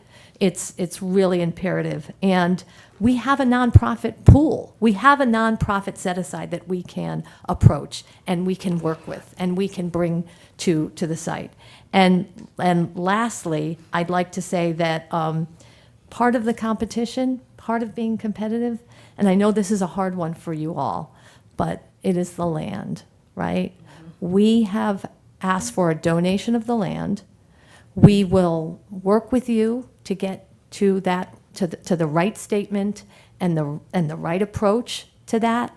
But we know, standing here today, that a commitment of donated land, and that is your resource, that is the town's resource, it's the town's commitment, is pretty important to telling our story to the state, right? In telling our story of, you know, they have committed to the donated land, so we want to see Commonwealth Builders come here. We want to see MassWorks come here. We want to leverage those funds because the town is coming out of pocket to make this vision part of their downtown, part of their village.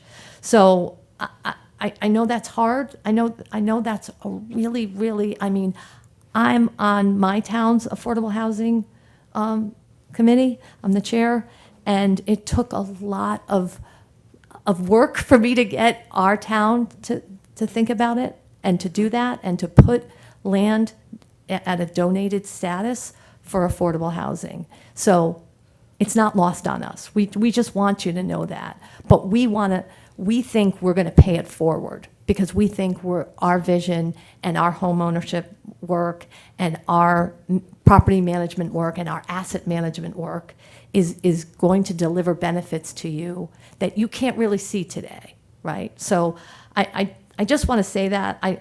Again, I know it's a commitment, and we're not being, you know, laissez-faire about it. You know, we understand that. It's a huge commitment.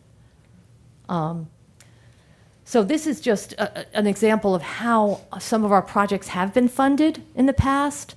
All of these are on donated land. All of these have different levels of funding between the different sources. You can see, you know, we color-coded them. These two or these three have, some of them has state and some of them have regional ARPA money. We did not Sorry, Julie, I'm not seeing that slide. Oh, you're not seeing that slide? No, there we go. Got it. You got it? Okay. So we didn't underwrite ARPA. ARPA is sunsetting. We wouldn't be responsible developers if we said, oh, this magic ARPA is going to float down again.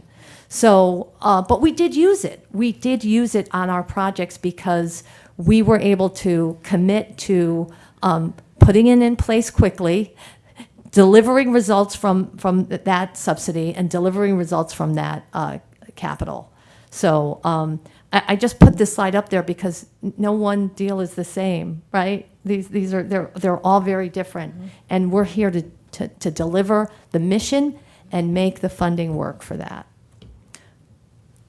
Julie, two questions on the CPC funding. One is, I assume that number has not changed.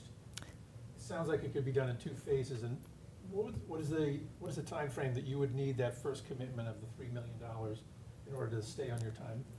That's a great question. So, you know, local match is important. We all know that. I think if we're going into a funding round, it's a commitment we need. We don't need you to say, and here are the dollars, right? We, because of our flexibility, would build in, okay, they can give us, you know, part of it from day one, and the rest of it has to wait until we're done construction. We have worked with funders in every way, shape, or form because we realize that is an important funding source for you all, and you don't want to overcommit. You know, and that's plain and simple. So we can work with you on your time frame on when you think you're ready to commit true dollars, but the award is really, really important to have a competitive application. Can I ask a follow-up, more specific? Yep. So the question really is, what is the commitment, right? Is the award the commitment, and that's enough for you to be able to go into these rounds and compete in the way that you need to? Or is there a funding component that someone at the state level needs to see that the town has voted, considering this project and funding for it would need to go to town meeting, or for like, what is the timeline for that? Like, because there's a town meeting now, there's a town meeting in October. I mean, that's the part that we grapple with, which Right, is, yep. what does that mean? And so. And it has meant different things at different funding rounds and at different times. So we are committed to getting you a clear answer on that, but we can't get you the clear answer until we know where. Let me ask it a different Sure, way. sure. If we weren't able to secure funding commitment until October, how would that impact your timeline and what you're proposing to do?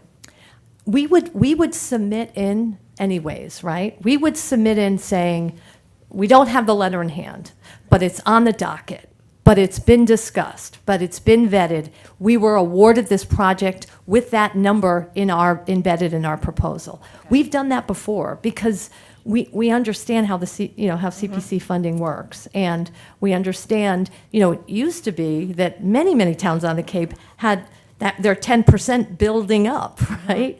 And because you've been doing such great work, and because you've been putting those, those funds to work, the state understands that. But, they're going to want to know that we're not just saying, oh yeah, wink, wink. Right. They're gonna support this project. Well, we wouldn't want to jeopardize the possibility that the project would look more favorable by waiting either. Like, there's a piece here that, we want to make sure we're doing what's best for both groups at the same time. And so if we had to move sooner, right, that's Yeah. still within our wheelhouse to do so, right? So Yeah. there's some of that has to be considered. Right. And I would say, just to highlight what I hate to highlight, is that committing to a donated land, there's a number associated with that, right? And so in the state's mind, you are making a local commitment. It is there, it's present from day one, assuming that's, the path you take. Okay. And again, we're willing to talk through that with folks, because we know that's a hard one. I just confirm, as a lot of information, are you seeking the $3 million through CPC or other, and the value of the donated land to make this project go? That's correct. That's correct. And And to be clear, it's 3 million or 3.7 million? Because you have the 7 for the habitat. And we have 7 for Habitat. You're right. So 3.7. there is, that the Habitat is, that doesn't go into the same funding rounds as the LIHTC would. Right. So that you're correct. And, we have on occasion had surplus funds. On 2 of the projects I worked on the Cape, there were surplus funds. And the state does let us share that surplus with our local partners. I can't, again, we're conservative. We're not going to tell you, oh, we're going to knock those prices down, and we're going to this, we're going to that, and the interest rates are going to change, and we're going to be right there with a pot of money back to you. But you have that commitment. We don't have investors that say, oh, there's money savings, send it our way. And it can be embedded in our agreement. We've had agreements where the surplus is shared by the funders, so it can be embedded in there. 100%. So, I think we are reaching the limit. I know. of our time, so I just want to make sure that, You did so well. that if there's any other key pieces, I Pieces on that slide? I mean, we just have so many. No, I know, we've already talked Yeah, about a there's the lot of home this ownership, stuff. right. Yeah, we That's talked about the- that during the question, that was Right. good. And then there's the financing of the home ownership. Yeah. Can you share the slide? Yeah, oh, sure, I can leave the zip drive here. And, we land here because, we do 40B, we've done LIHTC, we've got the commitment for the home ownership. Sustainability is such a huge part of our work. I mean, it just, especially here on the Cape, it's critical to our work. It benefits us too as I didn't choose the property photos, owners. Andrea. She didn't. We chose the photo. We did. The only other thing I would want to do, since Joy is here too, I would like to hear any feedback you have in real time or questions about design related to what they're proposing, so that we can, so that there's no lingering issues around that. So just if you want to comment on that. I'd love to. I applaud this scheme on a number of different levels. From an urban design perspective, the response to 6A and creating that edge and the front doors along the main street to bring life to 6A.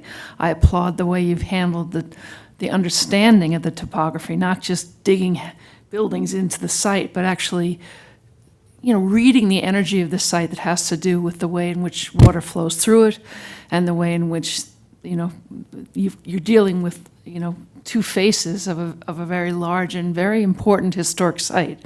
So I appreciate that you respected that there's a real understanding of what the significance of what this site is. I appreciate the variety of scales that you explored, and not just because it suited the different types of housing that you're trying to create, but from a perspective of feeling like this has been developed over time. I think that's really important for the town of Orleans, because that's what people in Orleans value about Orleans. So those are some of the kind of highlights of it. As soon as I saw the scheme, I said, wow, this is really exciting. I like the way you treated the open space, the way it's connected visually, the way it connects to the town. I like the fact that you created streets with parking on them to bring life to the streets.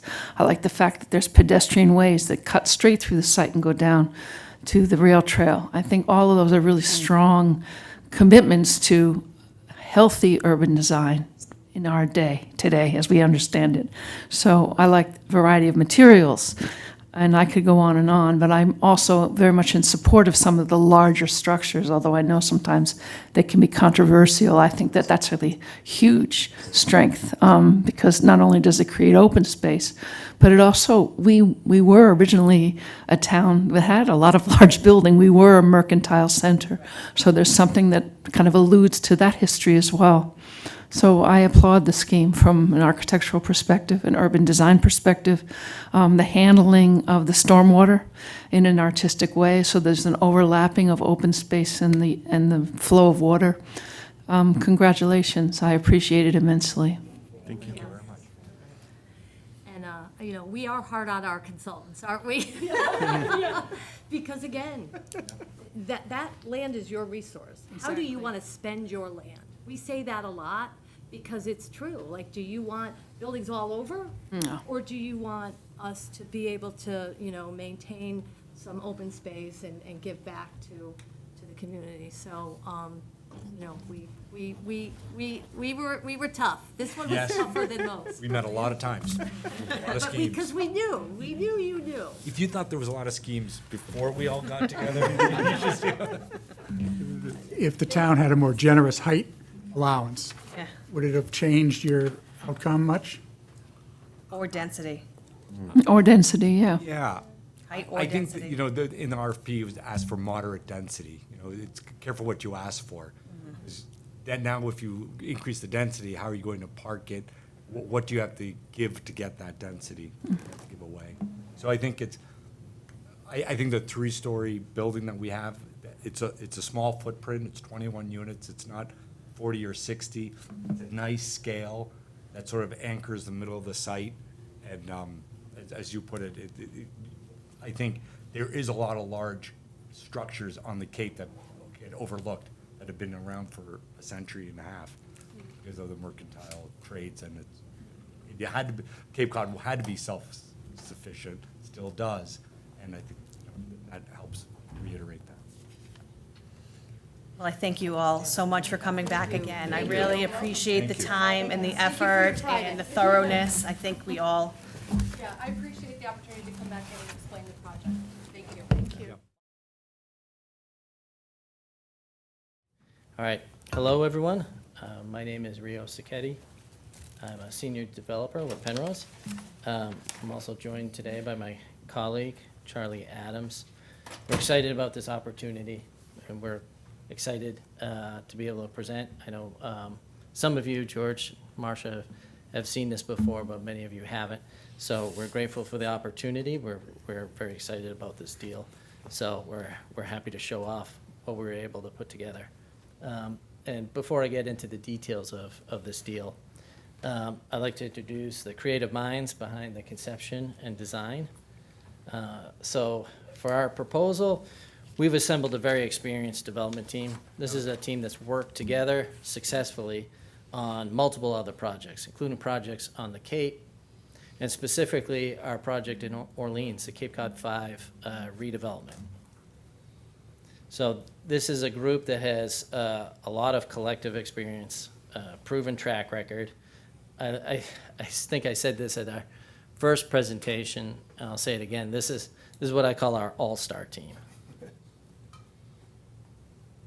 So a little bit about Penrose. So we're a national development company. We specialize in affordable housing and mixed income housing. We're known for our expertise in developing and managing affordable housing. We've been around for a while. We started in 1971, and since then we've built more than $5 billion worth of multifamily developments.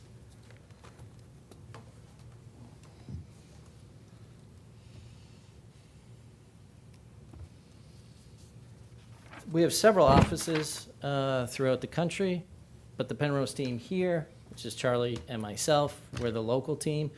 We're based in Boston. Charlie is the head of the New England region for Penrose, and both of us have experience of working on projects on Cape Cod. We understand the housing crisis that's been happening here, and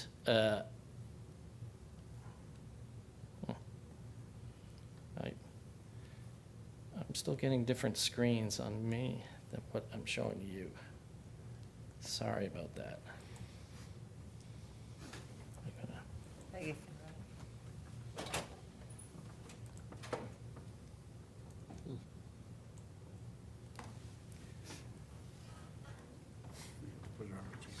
Yeah, I think I got it. I think it just freezes. Every couple of slides it will just freeze, so I think I just have to wait it out because it just popped back up. So sorry. Hopefully this is the last time. Get your steps in, Peg. We need to call back. So where was I? Okay, yes, so Charlie and I are the local team. We have a lot of experience working on the Cape, including the Village at Nauset Green project in Eastham. So we understand the credible need for affordable housing here in the region. I myself come from Falmouth, so I'm one of the generation that after school had to move off Cape and am not able to afford the house that I grew up in.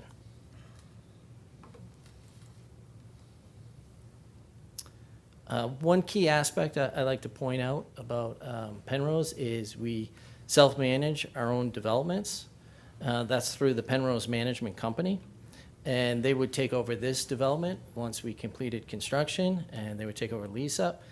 Penrose Management Company has their own compliance for the affordable housing programs. They have supportive services staff that work alongside the property management staff, which would include a manager, leasing agents, maintenance technicians. So there's many benefits that we think to having self-management. It makes for a seamless transition between the end of development and going into operations.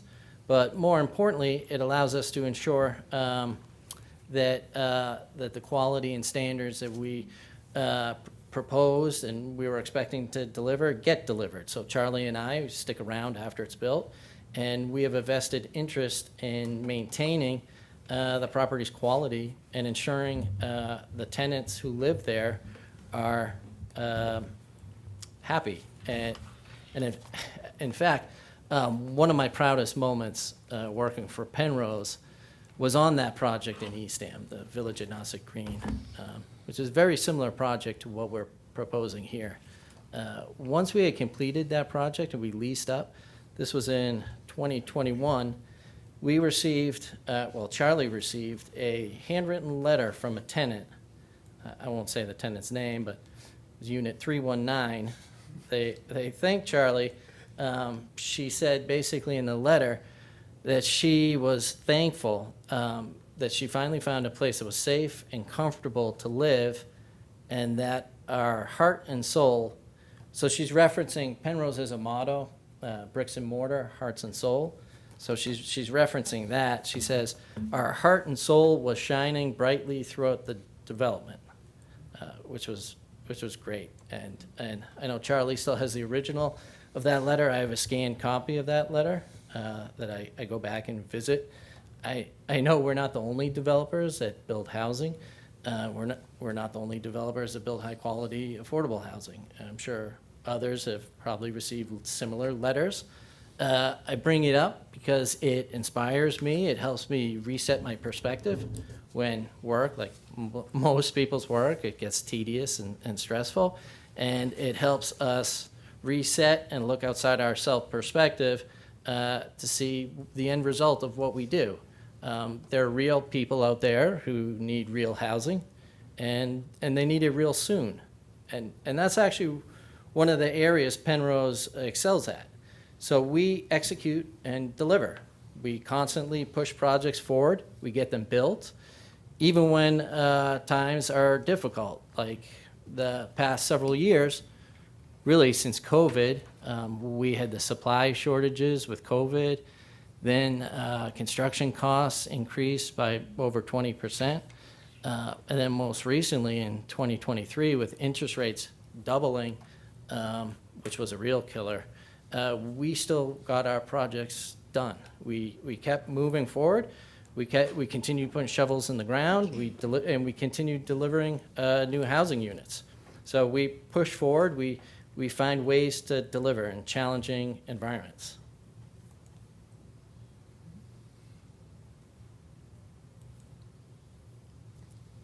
So our MO has always been, we work closely with public stakeholders, all community stakeholders. We want our projects to be well received. And this is why so many of what I call repeat business communities, so Auburn, Lenox, Boston, Wareham, and hopefully Orleans, allow us to come back and do multiple projects.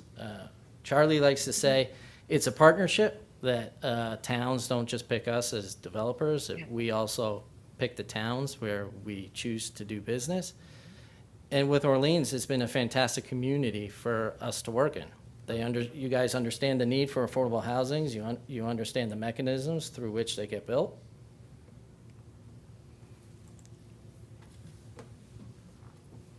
And I'm trying to go to the next screen. I'm going to hand over the reins now to our design team. First to Naomi, I believe she's on Zoom.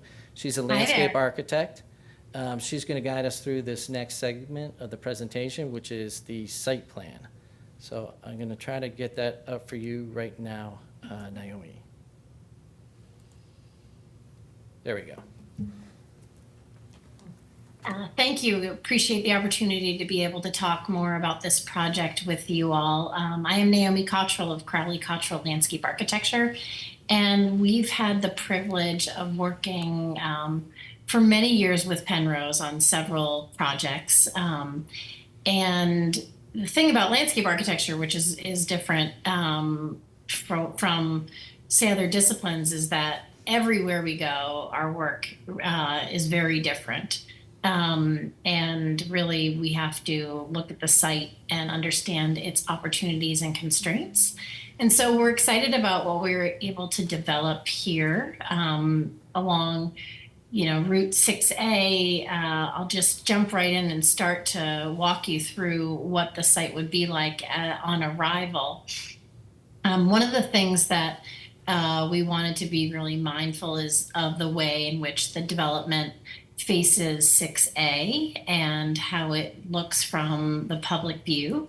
And so if you're coming from the Rotary and driving down in front of the development, you'll see that it looks subtle on this plan, but we've made a real effort to make sure that the buildings, starting with the one that's rendered in white and moving then page left, that those actually start to pull away from 6A. And when you look at those two adjacencies to the neighbors, we're really matching the setbacks that match the abutting neighbor, so that this really feels like it's starting to address how far off the road this should sit. And we're starting to pull back again as we go further away from the Rotary.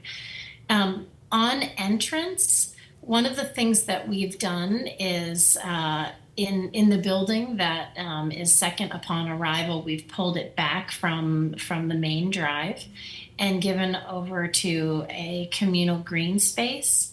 And part of what this does is actually sets up to have this kind of relief and breadth and arrival to the community on arrival, and also setting up to a view towards our community center, which is the building that's rendered here in the pinkish red.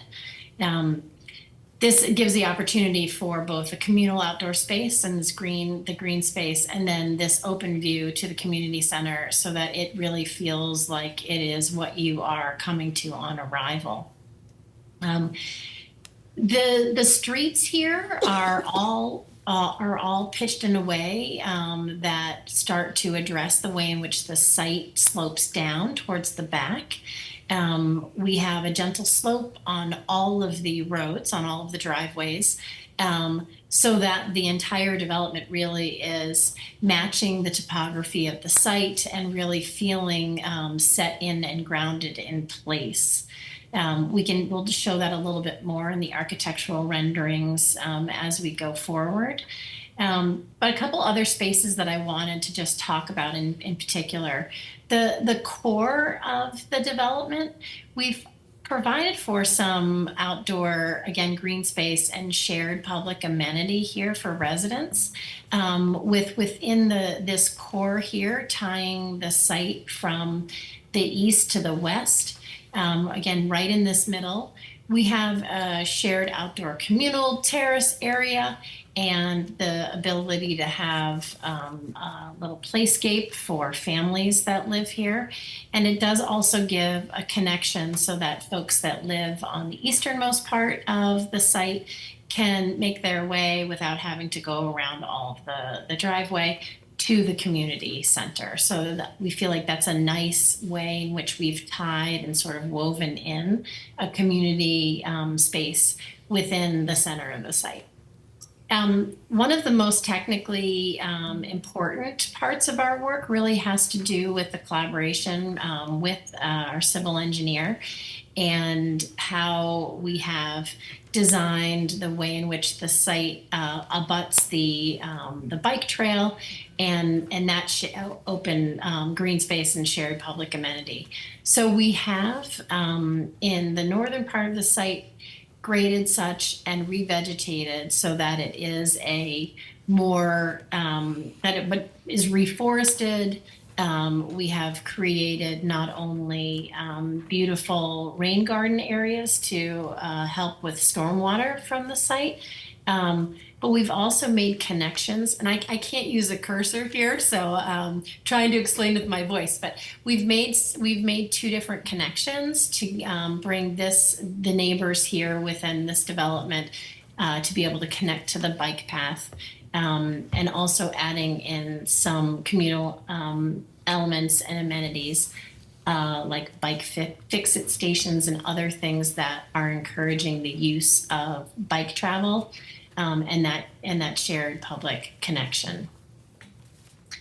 I think with that, I'm going to pass to the next slide. I'm sure if there are questions, we'll come back to this. Thank you. All right, so next up is civil engineer, Rich Clater. Good afternoon. My name is Rich Clater. I'm a principal with Horsley Witten Group, and I guess I'll be our lead designer on the project. I'm going to spend a few minutes chatting with you about sort of the integration of the site design layout that Naomi just talked about, and then I'll focus a little bit on our stormwater and utility components. So this slide is similar to the previous one, showing our grading.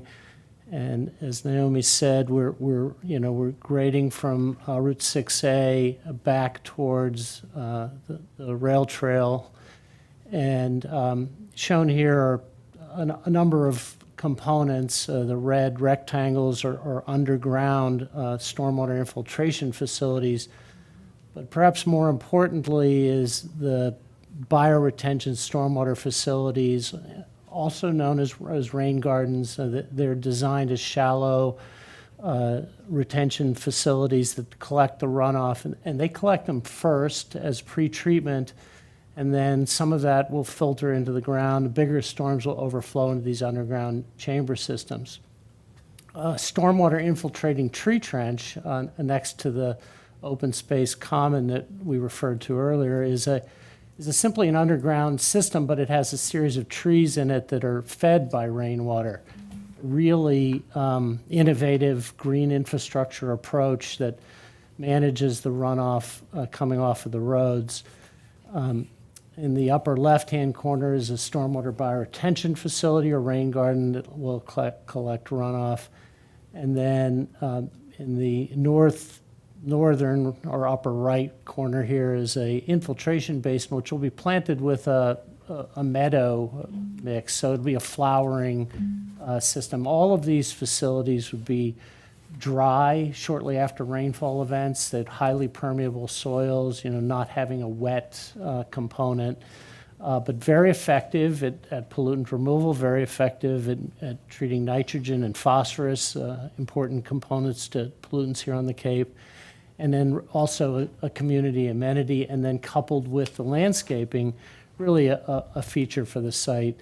I think in short, I'll just say that, the site design here has been laid out and designed to work with the natural topography to meet the approximately 30-foot grade difference between Route 6A and the rail trail, and to avoid large retaining walls or very steep slopes, and mildly sloped. All of the site features would be ADA compliant, so the grades are all within that range. And even at this early stage, we've incorporated dumpster locations, ADA parking spaces, and crosswalks and ramps. So we're thinking ahead, and we're incorporating these features early on into the project.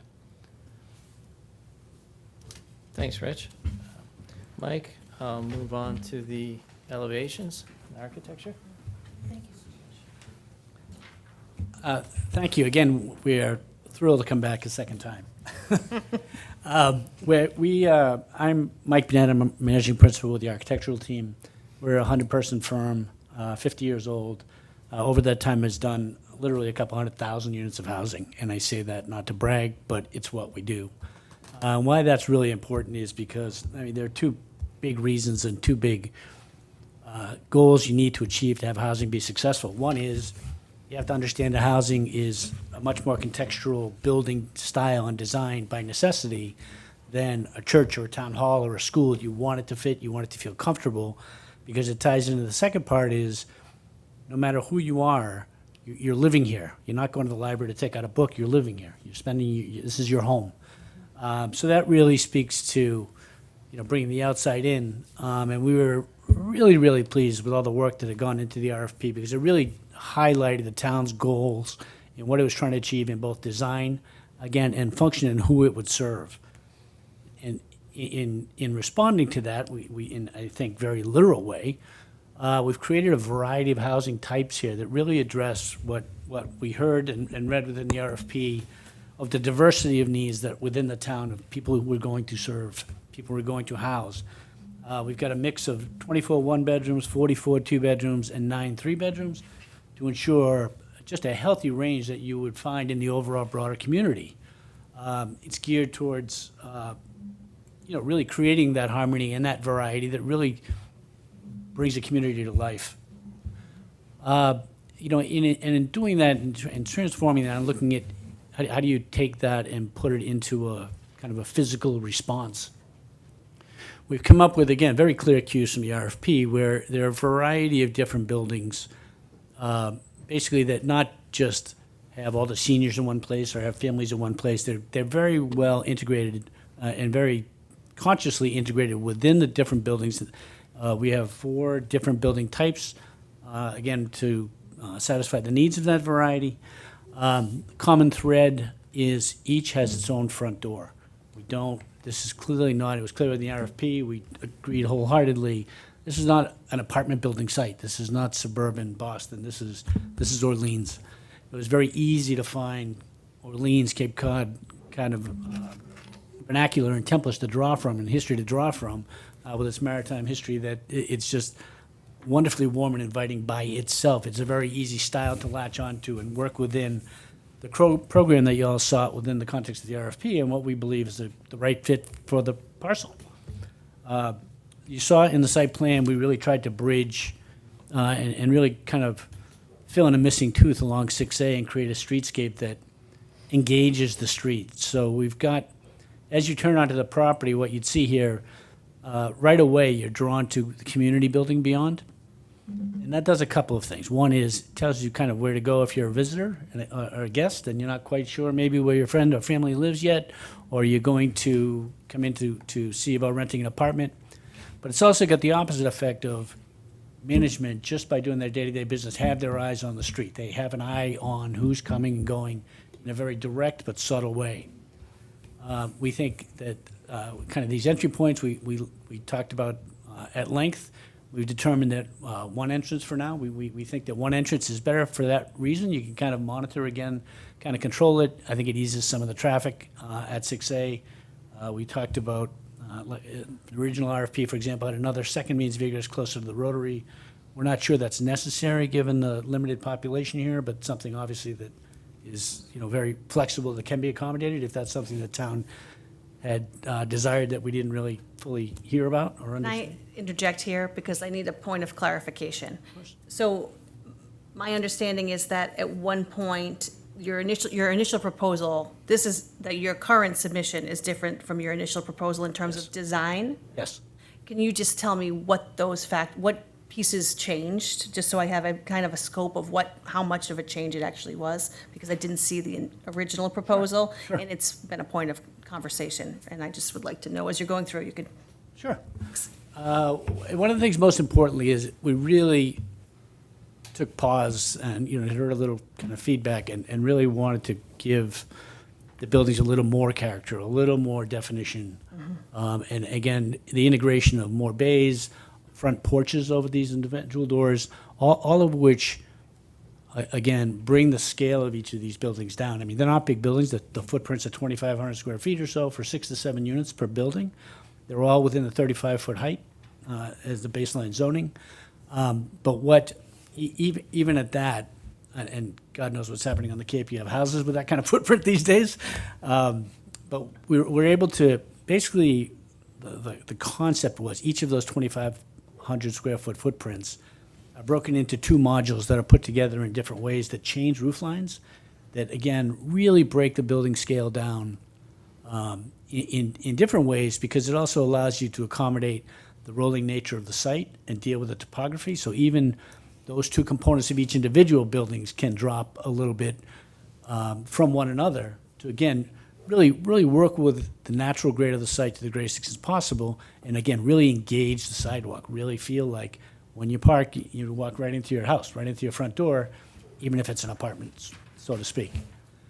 So we really, I think we made some great strides in terms of breaking down that scale and adding some of that, more of that character. So it's primarily the porches, right? And I think in your initial, your initial proposal had the blue buildings in them. Were they blue?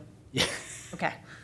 It left a lasting impression, I hear. Well, no, it's fine. I just, so in terms of memory and thinking of them, so I can better identify what the additions were. They're more of the architectural features around the roof lines and around the patio additions in the front. They basically were these buildings without those features. Exactly right, exactly right. So it really did take an extra step at kind of break, with the advantage of a little bit of time, really could focus a little bit more on, the roof lines in particular really brought the scale of the buildings down, we believe. But yes, those are really the big moves that we're undertaking. And can I just add to that too? I mean, that's all part of the process, right? I mean, that's, and I think that's what we went through with you on Cape Cod 5, is you guys actually have I'm going to get my words wrong, the Architectural Review Committee? Is that the group? Other communities don't have that. And so that's a really great process to go through to continue to refine the design as best you want for what you want to see. And that's one of the things that we do. And we can actually get into, later when we talk about cost issues, how once those things get set, once we get it to a level that's a shared vision of what everybody wants to see. I mean, maybe you want us to do maybe we should go back to, if you want to do the blue buildings, we could go back. I don't think people want that. But, wherever we sort of end up, that's where we lock in. And then we do everything we possibly can to religiously protect that design when we go through the cost environment and the other things. We can get into that with Cape Cod 5, but I just wanted to add that that's part of the whole evolution process of the design narrative. We can't begin to understand the history and the cues that people have in their minds or weren't part of the process in the original RFP. What hopefully we showed, to Charlie's point, that just reinforced that is, we're here to help the community. We're responding to something that we think we can do well and have done. When you get called back, that's a good sign. We take that very seriously because it's like somebody new moving into a neighborhood. You really, you want to make a good, at least second impression. But what's important here, Naomi talked about kind of the central core. Again, it has direct sight lines from the community building and creates a series of activities. You'll notice in the building on the left, those are the back doors of the units. The front doors all face the parking, which you should also touch on. It's predominantly parallel parking on the front, so it feels like a village street, not like you're driving through a parking lot to get to your home. All key features that have gone into the process here to make it all feel like a small village within the community, within the broader community. So we've got a series of passive and active spaces within that green, and the idea is this green is always going to be active as people may come and go kind of to the community building. And the activities there, the day-to-day activities there. So again, working with more neutral colors, very traditional New England materials, asphalt shingles, clapboards, exterior shingles, single hung windows, all working to achieve what we believe is development that will hopefully seamlessly fit into the community. The other thing I was going to, just to keep on this theme, and I think you heard Rich mention it, and sort of Mike followed up. One of the things that these guys did was we spent a lot of time on figuring out the grading and showing all that. And I think one of the original comments we got back and some of the material that we submitted, you couldn't tell from some of the images that some of that was. So there were even so it was actually helpful is that we actually could then show in different types of image how that reality actually does exist, in their plan. It just didn't show up on a sort of a two-dimensional type space. So those are some of the other things that were helpful, I think, to the group to sort of see how this development actually kind of fits on the site. And this slide in particular is really helpful because you get at that 35-foot difference that Rich was saying. You can clearly see from this slide how the site slopes from screen left to screen right. I'm sorry, Nancy, it looked like I cut you off. I was just going to ask you, so you're not cutting into, you are working with the. I'm gonna ask the people down there to answer that question. How we're, Rich. Yeah, and that was the plan. Is the existing site is developed, and so there's some grade changes that have already happened, and we worked with that. We wanted to make the access to the rail trail accessible, and both of those paths meet the ADA requirements. The single access to Route 6A, we consulted with our traffic engineer. We talked about, is that a safe access? Do we need to access? We could do it, but we think it's a better site, and it helps control traffic. So we worked with the terrain, we worked with the existing constraints, and we feel pretty good about how it came out. And just the last thing to touch on, extremely high level of sustainability with Passive House certification on the overall development. It's getting to be much more expected, but it's something that Penrose has always been at the forefront of. Yep. And we have Nicole Berger on Zoom as well. She's our Passive House consultant. And she's part of the design team, and she was part of the team since the conception. All right, Mike, move on to the next slide. Are you any more to add? Yeah, we're going to scroll through just to catch up, but I think trust the points were. So this is the unit mix. I can take this on, Mike. So the unit mix is primarily driven by us wanting to be competitive with HLC for the low-income housing tax credits and other subsidies. But we did make an effort to include multiple different bands of affordability, which you can see here. We go from low income around 30% AMI all the way up to 120% AMI. So this is a place that, so this is affordable housing, it's also workforce housing. The units above 80% AMI, the 100 to 120% are workforce housing units. Those aren't market rate units.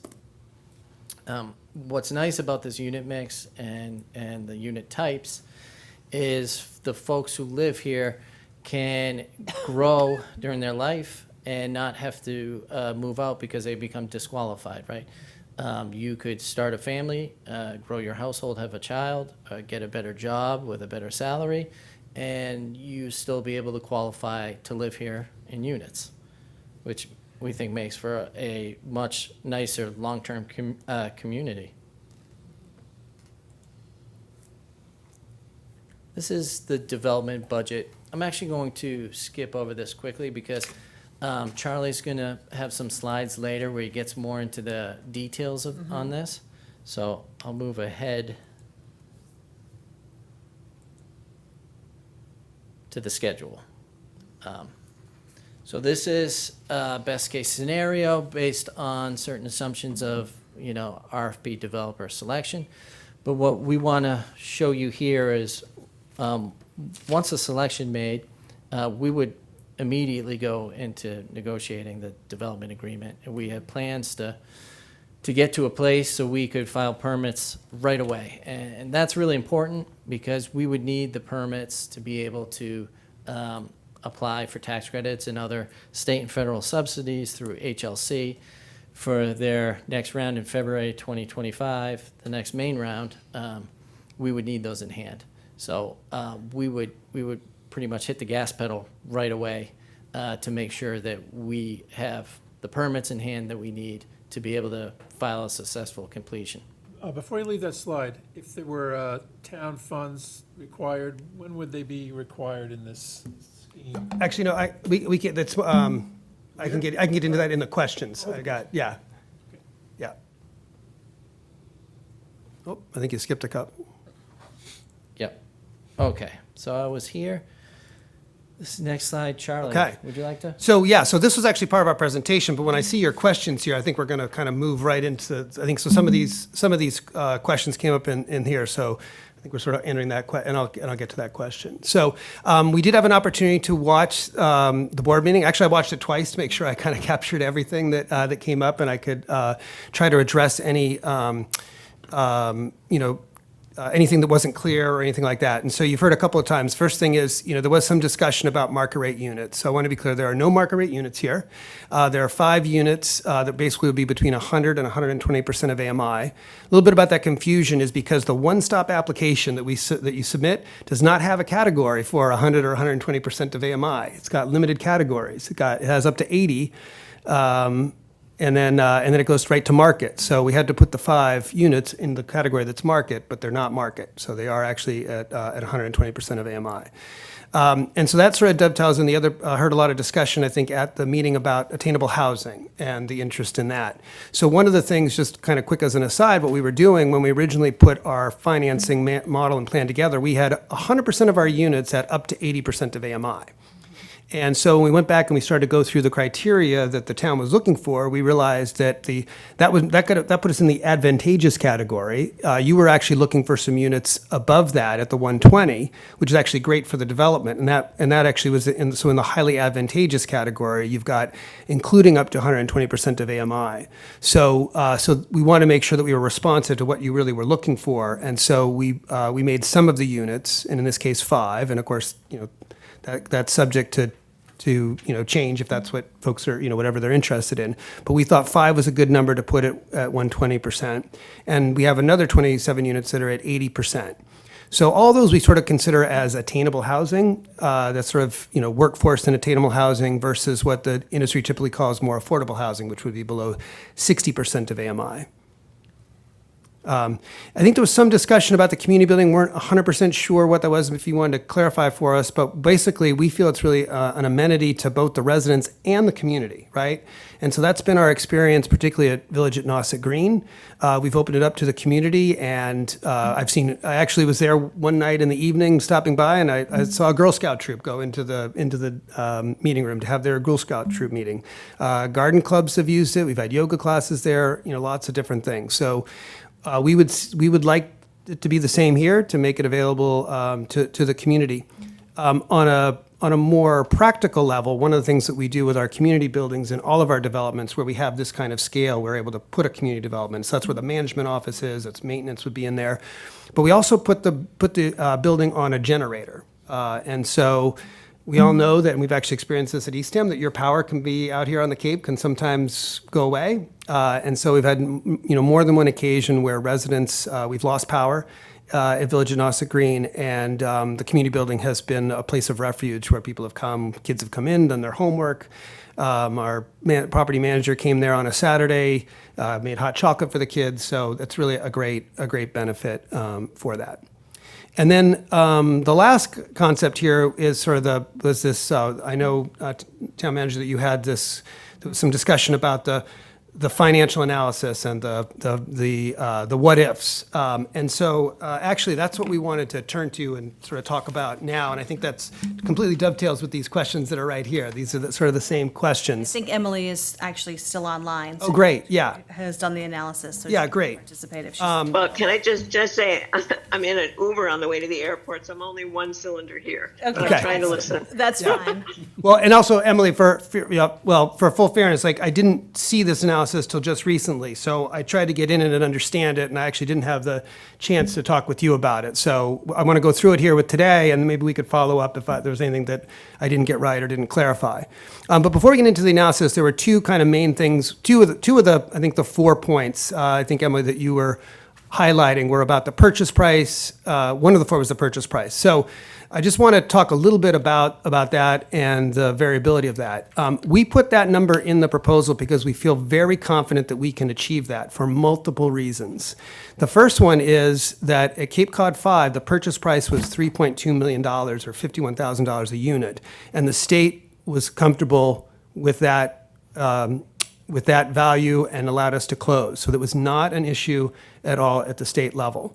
And so we also want to show some other examples of recent deals that we either have received funding for or we put in an application for. Actually, the only one that haven't received funding for is the one at the end, the Pittsfield Road one. So Blessed Sacrament recently received credits. That was also a purchase price of $1.5 million, and that's $27,000 a unit. So a 1.5 purchase price for 77 units at only $19,000 a unit, we feel is very sellable to the state. And the way that we think about that is there was actually a real logic to what we were thinking about. So, and hopefully we didn't get our facts wrong here, but our research shows that you bought the property for $2.8 million.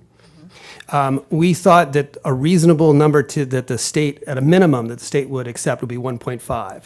So we sort of worked backwards from 2.8 to 2.5. So if you look at our full proposal, we have a seller note in there of $500,000, which would basically be a loan that you guys would put back on the books that you would get in a refinancing at basically the end of the 15 years if everything gets refinanced. That money would come back to you, but that would lower the overall purchase price to 2.3.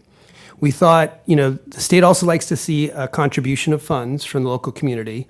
We thought $800,000 was and so we backed into the $800,000 because we wanted to kind of land on a $1.5 million purchase price, which we think is sellable. And the way that, the arguments for why that works is it's not really a purchase price. It's a reimbursement for some or a portion of what you have expended on the site.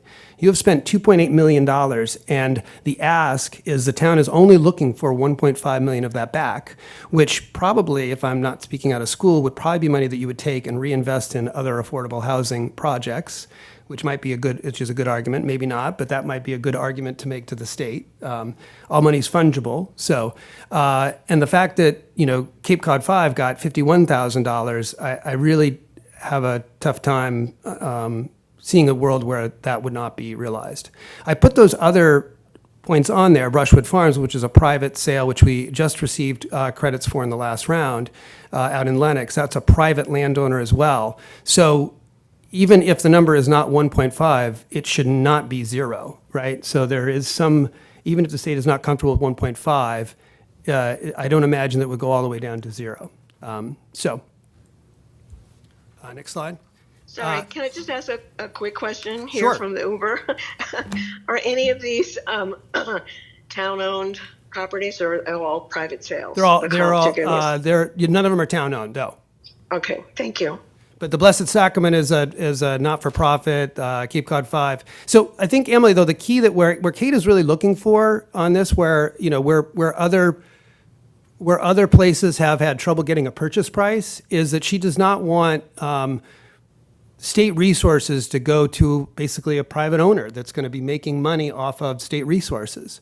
And that is not the case in this situation at all. You're getting reimbursed for a portion of the sales price. We've got to keep that in mind, right? You've spent 2.8, but you're only asking or getting back 1.5. I think that's a key difference.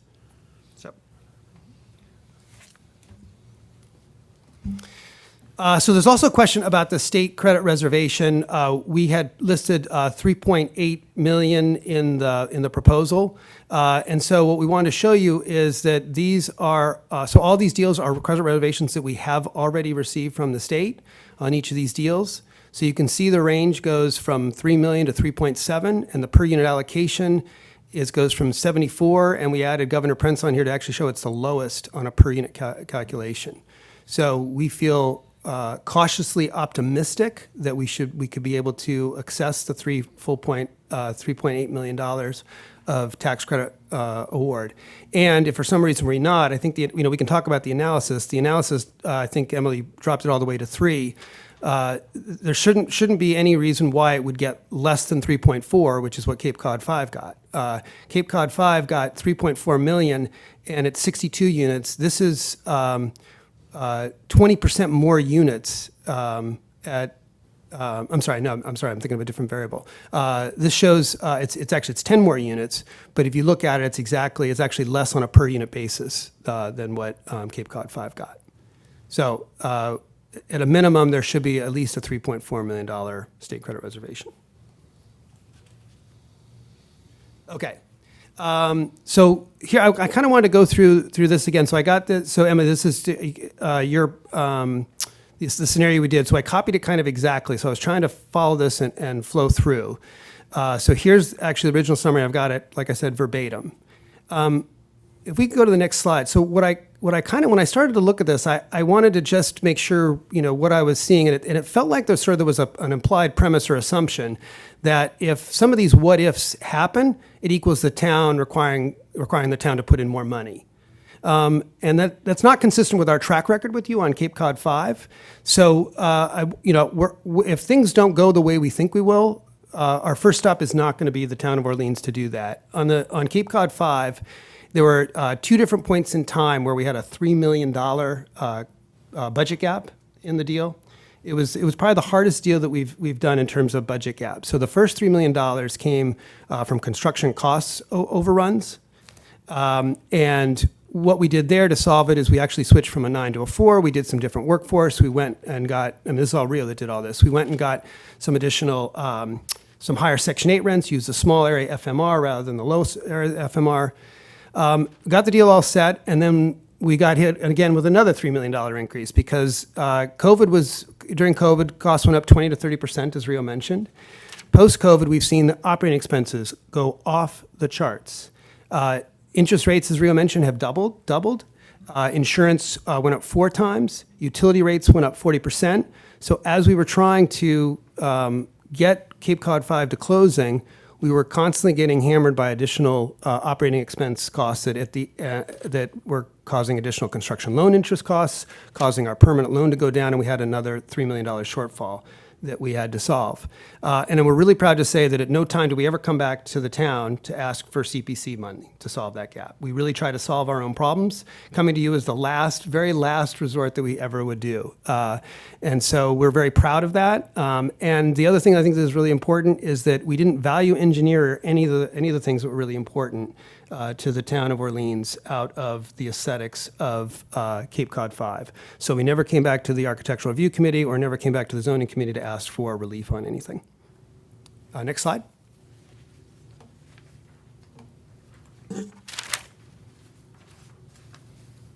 Now what I want to do, so this is maybe a little bit tedious, but this is the only way I could think about it, kind of go through each of the points and we'll look at it this way.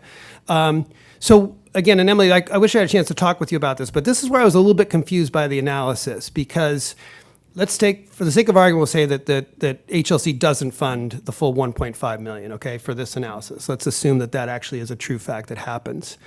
So if that's the case, then the purchase price is actually 2.3 in the application, right? Because of the, if 2.3 million of uses goes away, that means we have 2.3 million of extra sources that don't have a home.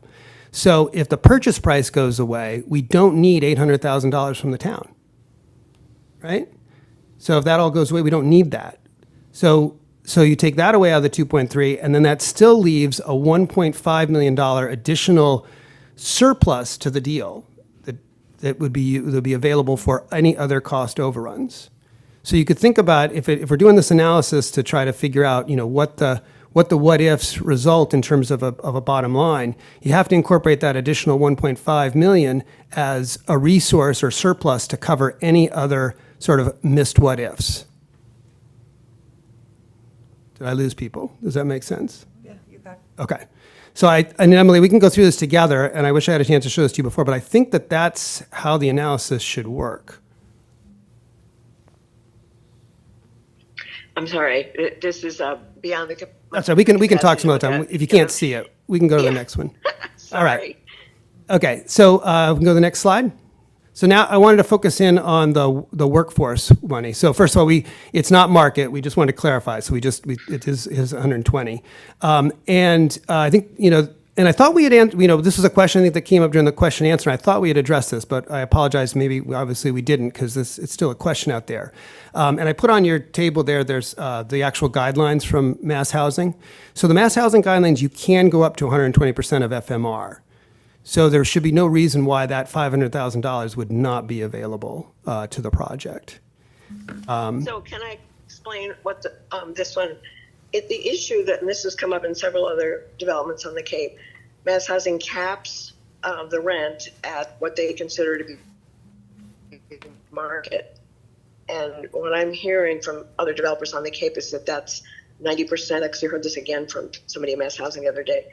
It's around 90% of FMR is what they consider. There aren't very good comps for market rate or rental housing or work, but if they consider the market to be below, then you're stuck with their rent cap. That was my point. So that okay, but that would be you have to lower the rents or you have to take away the workforce subsidy. Yeah. So lowering the rents would be the much easier option. You're not going to lose $500,000 by dropping the rents on 5 units. So if that actually is the case, if you can't get 120% rents but only get 100 or 90, we would simply lower the rents and keep that $500,000. The other piece that's worthwhile noting here that gives you an additional kind of variable to this is, and Emily, you probably know this, but Mass Housing no longer is the only stop for workforce housing. So Mass Housing Partnership now can give out those funds.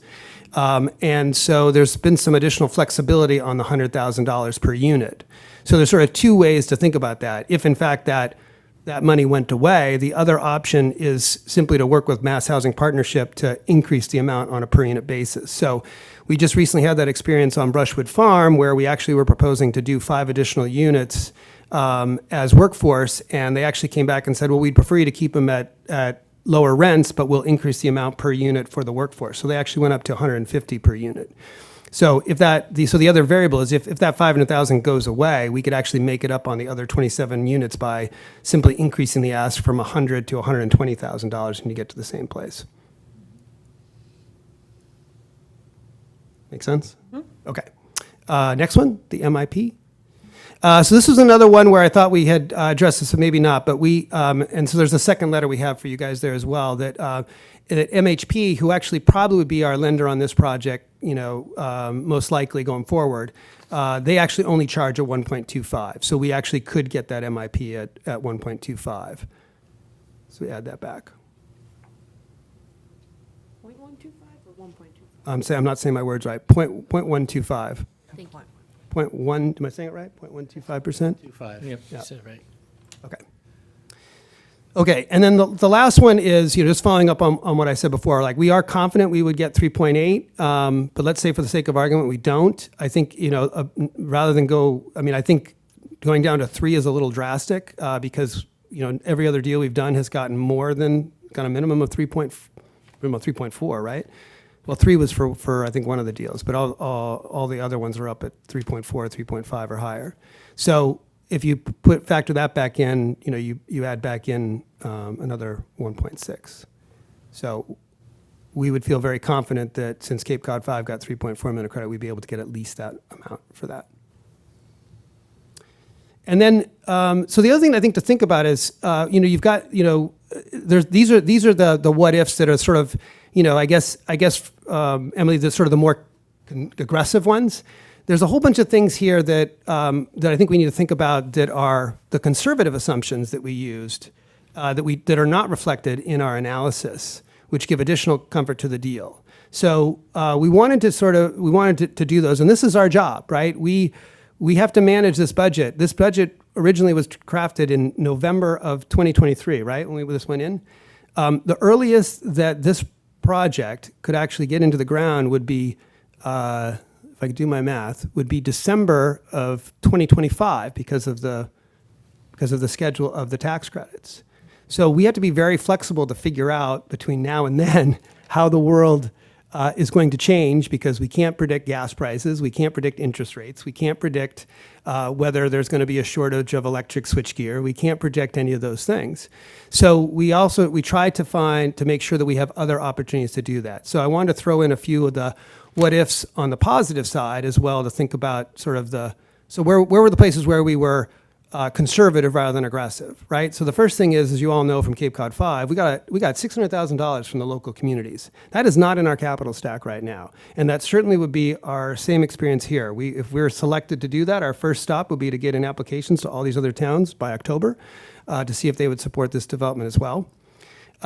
Cape Cod, so there's the price per credit. We've assumed 80 cents per credit in our model. At Cape Cod 5, we got 84 cents. So if we're successful there to get a higher price, there's another $760,000. We didn't do any estimates for any kind of energy improvements, 45L credits, or energy rebates in our model. So there's additional money we could pull in from that. We tried to be conservative on our debt assumptions. If we wanted to match, our debt assumptions are a 1.17 debt service coverage ratio. We're carrying a 6.7 interest rate, and our operating expenses are north of $10,000. If we wanted to be more aggressive, that's another $490,000 to the deal. We're carrying a 94-cent price on the equity, which is actually high, because now the world has changed again. But if we wanted to be more aggressive and carry a 95 cents to match the other, then we'd have another 161. And the thing that we talked about, and again, this is where the world changes, and why we think why we always need to be flexible with our funding plan. When we did this proposal in November, we had thought about this as a 9 and a 4 split because of the number of units that needs to be accomplished and the finance plan that's created. And Emily, you're probably aware of this, but the 4% market now is on fire. It's terrible. Deals that are looking for bonds are not getting them. There's a major issue at the state with the oversubscription of bonds. And so now the first working premise that we would go into if we're selected to do this, to start talking with Kate about how to finance this, is to do 2 9% deals as opposed to a 9 and a 4. And so if we go in that direction, that actually opens up another avenue for even some additional credits. So thinking about this as a 4% deal right now is sort of DOA. You will not be able to get into the round in all likelihood. If we went in, we'll have the conversation with Kate if that's what she wants to do. But I would imagine that she would steer us in a different direction because of how oversubscribed the tax exempt bond program is right now. So that would have an impact on timing. No, well, I mean, it would impact on timing if we decided to still go with 4%. We talk to Kate I talk to Kate all the time. And so usually you talk to Kate before actually you go to, I talk to Kate before I even look at different opportunities to see if this is something that the state is interested in. I didn't have to do that here because I know that the state is interested in this transaction because they love Orleans, they love what you've done. So, but the first step we would do if we're selected is to pick up the phone and talk to Kate and say, this is how we're thinking about putting together the plan. What are your thoughts? My pitch to her would be, let's do this as 2 9% deals so we can accelerate the timeline and not have to get in line to wait for 4% deals, which, deals now that we're trying to close in 2024 are actually even having trouble even finding to be able to close in 2025 that are tax exempt deals. So that's one of the things why we think our plan is good, is it's pretty flexible, that we can pivot on that very easily, and it does not change the economics of the deal.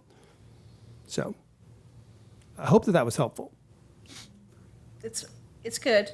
I just I would prefer to go back to focusing more on the actual other pieces of the proposal. Oh, sure. rather than just Okay. the financials, because I think part of what we want to do, because there's a million different scenarios here, and if all of them would still need to now be also reviewed by the same financial analyst, right, to verify. So we've really been trying to focus on not focusing on the financial piece. We are focusing Okay. holistically on the project and what the community's intention was in having the project. And so I think our questions are more for Can I that. ask one? Sure. In the project itself, because we're the novices here just to listen, it's our first time exposure. Do you have any drawings that show elevation or renderings for the 4 types of buildings in your project? I mean, we don't know what the whole project looks like, but we've been talking about money in this meeting. Sure. I'm very happy to hear that, being the architect chair, because I didn't follow half of that.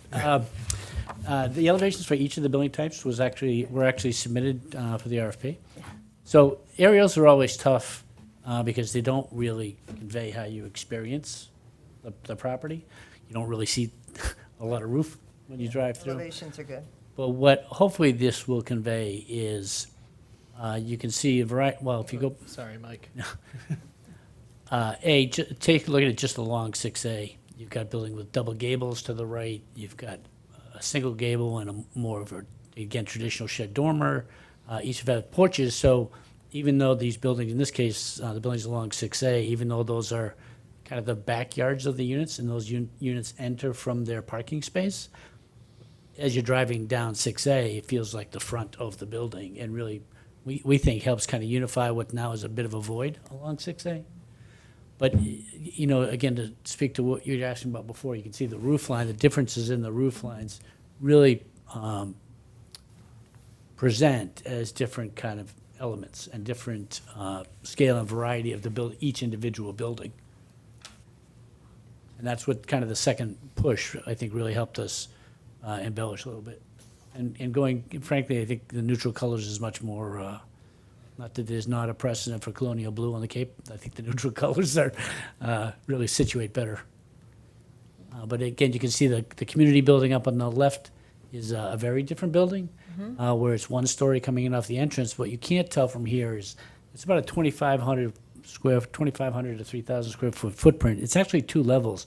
So we're able to keep all the maintenance back of the house functions kind of underneath where they should be, because those are the ones that will maintain the bike fix-it repair and all those, and kind of the lawn mowers and the snow blowers are all kind of tucked from view, so and away from the public eye.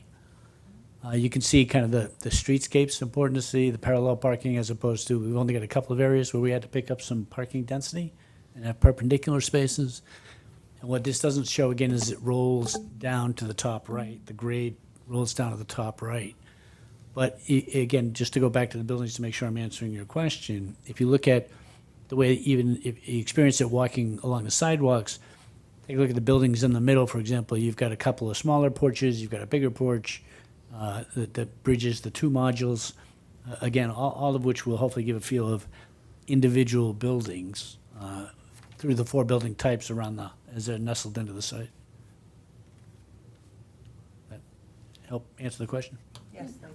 When you look at that, though, compared to the other drawing, you showed all the little gardens and places, it doesn't look like there's a lot of green space around all that for all those things that you just showed us on the other diagram. Do you know what I'm talking about? You showed us all the, It's in the middle, I think. Yeah, part of that, again, is the angle of the aerial that the aerial's taken. Do we have the other aerial that's actually, it shows the line, down the line of that amenity spine, if you will? Yeah, that spine is not on that last. Right, page. there you go. That's a better kind of view of that. And it is based on the actual topography and shows the terrain. So again, this building typology really, breaking it down, and again, 2,500 square foot modules, lets you work with the site that's there and not fight it.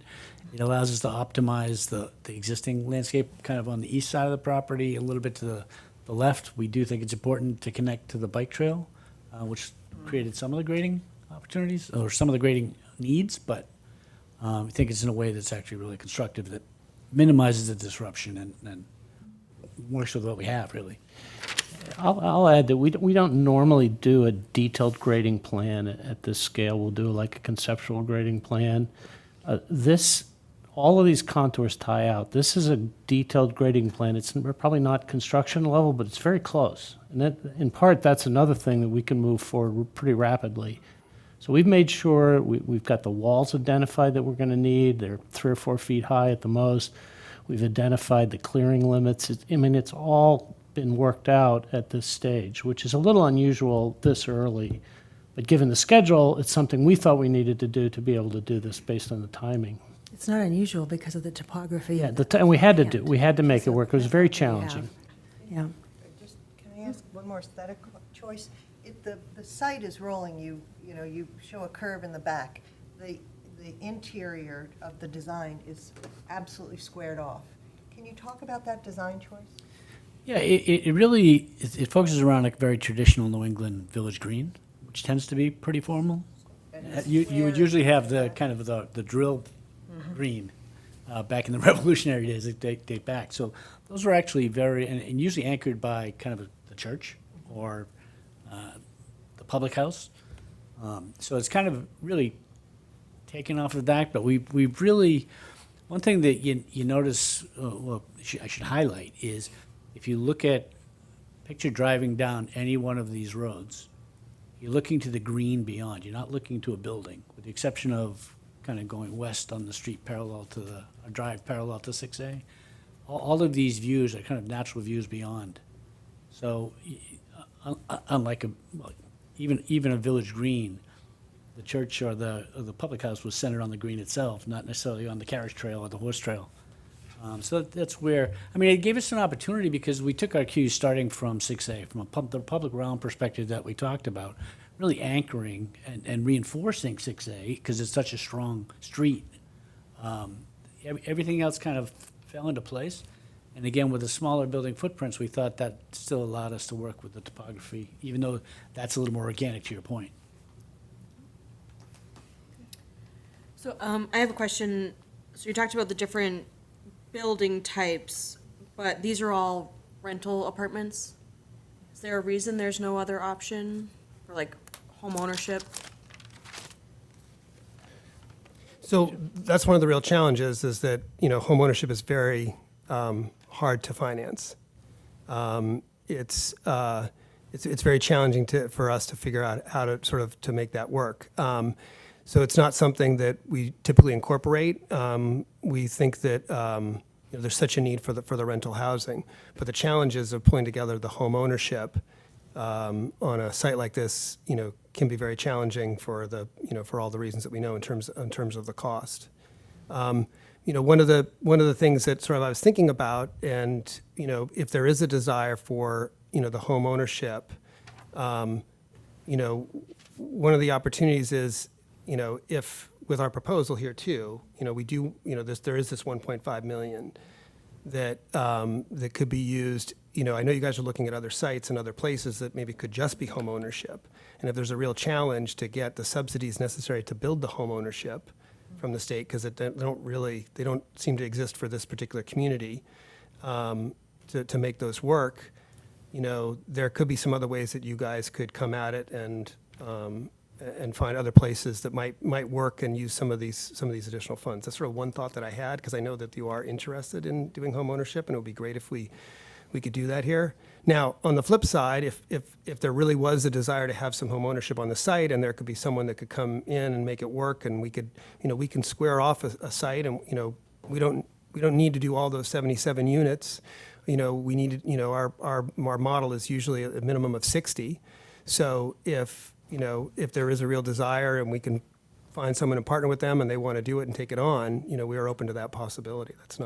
But just not something we know how to finance in that kind of way. Interestingly, the site, just the natural characteristics and configuration of the site allows that flexibility to cordon off different areas, whether it's the side to the east, Yeah. portion to the north along the bike trail. And even the building typology itself, if you just said, this is a pretty good, while that might have to be kind of a condominium structure, the buildings allow it. You still have your own front door. You're not sharing a hallway with someone, you're not. So what we tried to, look, there are a lot of things to balance, right? And you talk about whether it's a design feature or whether it's a financial feature. Every one question has 5 things that influence that answer. What we're trying to do here is provide something, as we do in every project, because they're all incredibly difficult to kind of see to fruition. And it touches on, sorry, I just wanted to touch on one of the other questions that comes out. One of the other key factors here, and one of the best ways to hedge against construction costs rise and the unpredictability of that. First of all, it's the first time in 12 years construction prices are actually coming down a little bit. Now, probably less so here because the workforce is so tight. It's so much more tighter than Metro Boston, but they're not going up at 20% anymore. So that's a hedge. And we don't know a year and a half from now when we want to break ground what that's going to be, but it's probably going to be in a better place than it would have been 3 years ago, looking a year and a half out. So tying that in with this building typology and some consistency there, even though the buildings are, we think, different, there are consistencies that allow for more production, which allow for, it's much easier for a contractor if it's a little more like building a Ford than building a one-off Sabre yacht or something like that allows you some better ways. And if you get the fundamentals right, it leaves your budget intact to do all the things that are really important that people touch and feel. We hear you. Go ahead. Well, it'll be my last, because I want to make sure we cover all the same points for both developers. But do you have any way of making sure that your maintenance includes somebody who's living on the site? Do we have any way of I mean, do you envision that your maintenance, you say you do your own maintenance? Management. Management. That there's a management person who has the opportunity to live there, or family? We can make that available. In some of our developments, we actually do. So in Eastham, not currently, but I think one of the maintenance guys that we did have there a brief period of time did live there.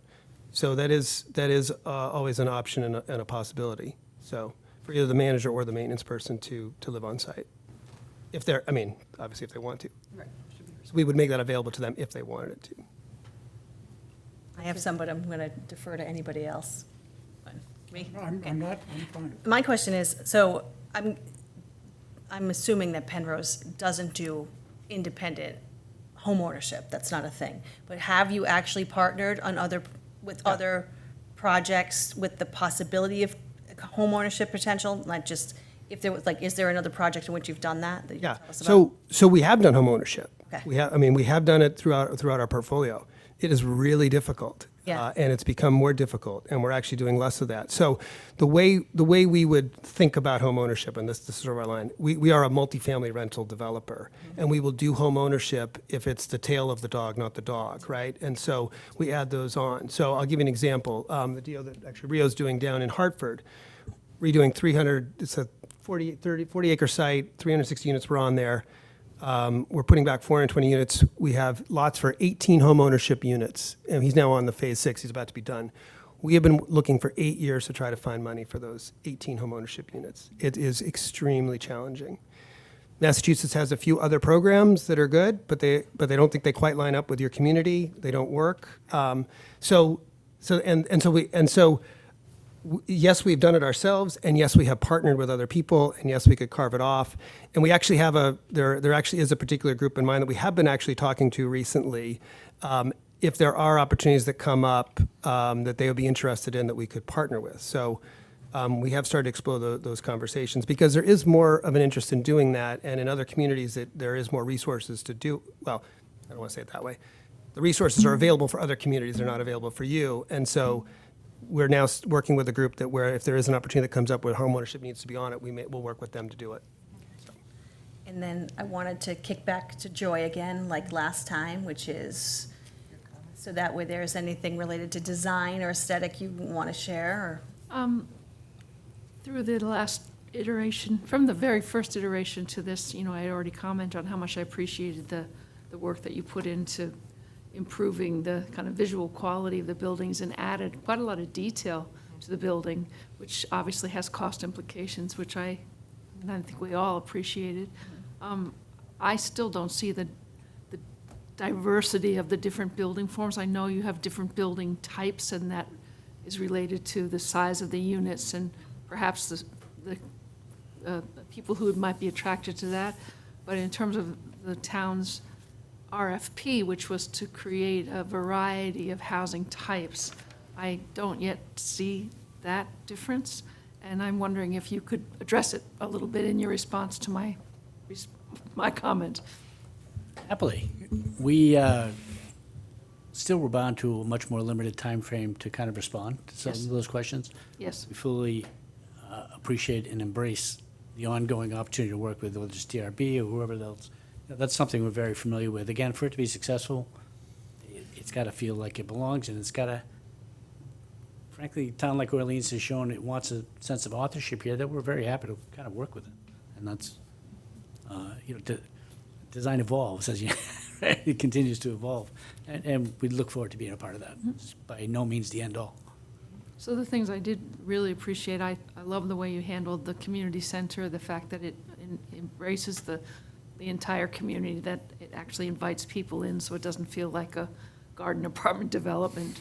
That was important. I think the double connection to the bike path is lovely and inviting, and it brings people in from both sides of the property. That's also a strong strength relative to urban design. Really, for me, it's more just the fact that the buildings are placed equidistant on the site as if they've just been placed there. And I don't, even though I know you worked really carefully on the topography, I'm not seeing that kind of energy through the site in terms of the form. And I also know that you're dealing with, the commerce of this. So I'm just responding from an architectural perspective and the way I'd like to see the site emerge as something that doesn't look like we were just trying to get housing on that site. And it's a real challenge, and I know that it will take several iterations before all of that can be realized. But that remains my one comment about the placement of the buildings on the site. When you first look at that, you don't see, what historically this is a very prominent and very important site in the town of Orleans. Mm-hmm. And we're trying to put affordable housing on it, so it's a challenge. Yeah. Huge challenge. So. Well, I think the other thing is, you're also trying to get a lot of units on here too, I 77 understand units. that, and also you So would. those are that's that respecting balancing scale. act. So, That too. to the extent that we can massage this and tweak the roads, if that's what's of interest. I mean, sometimes people like the grid, sometimes they don't. No, I think We can tweak those different things. it's very, very powerful. I think it does then respond to the nature of the town and the streets, and as you said, the town square, all of those elements are appreciated, I think, from a visual standpoint, for sure.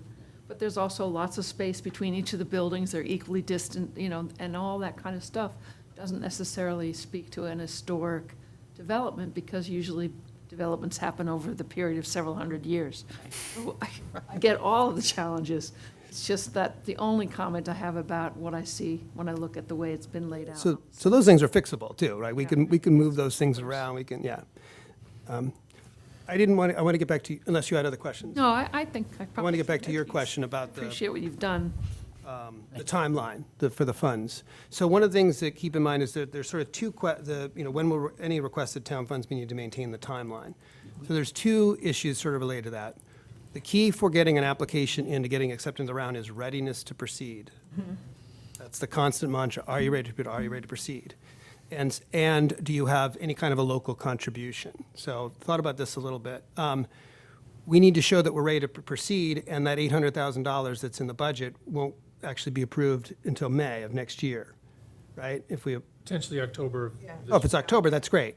But we have a workaround around that I've always sort of thought about too, right? So local contribution can come in different forms. It can also be a contribution of land, which this is what this is, because you paid 2.8 and you're only looking for 1.5. So our pitch to Kate would be the town's contribution is the land. We would set up our LDA with you that says right now we've got 2.8 million for the purchase price, $500,000 of seller financing.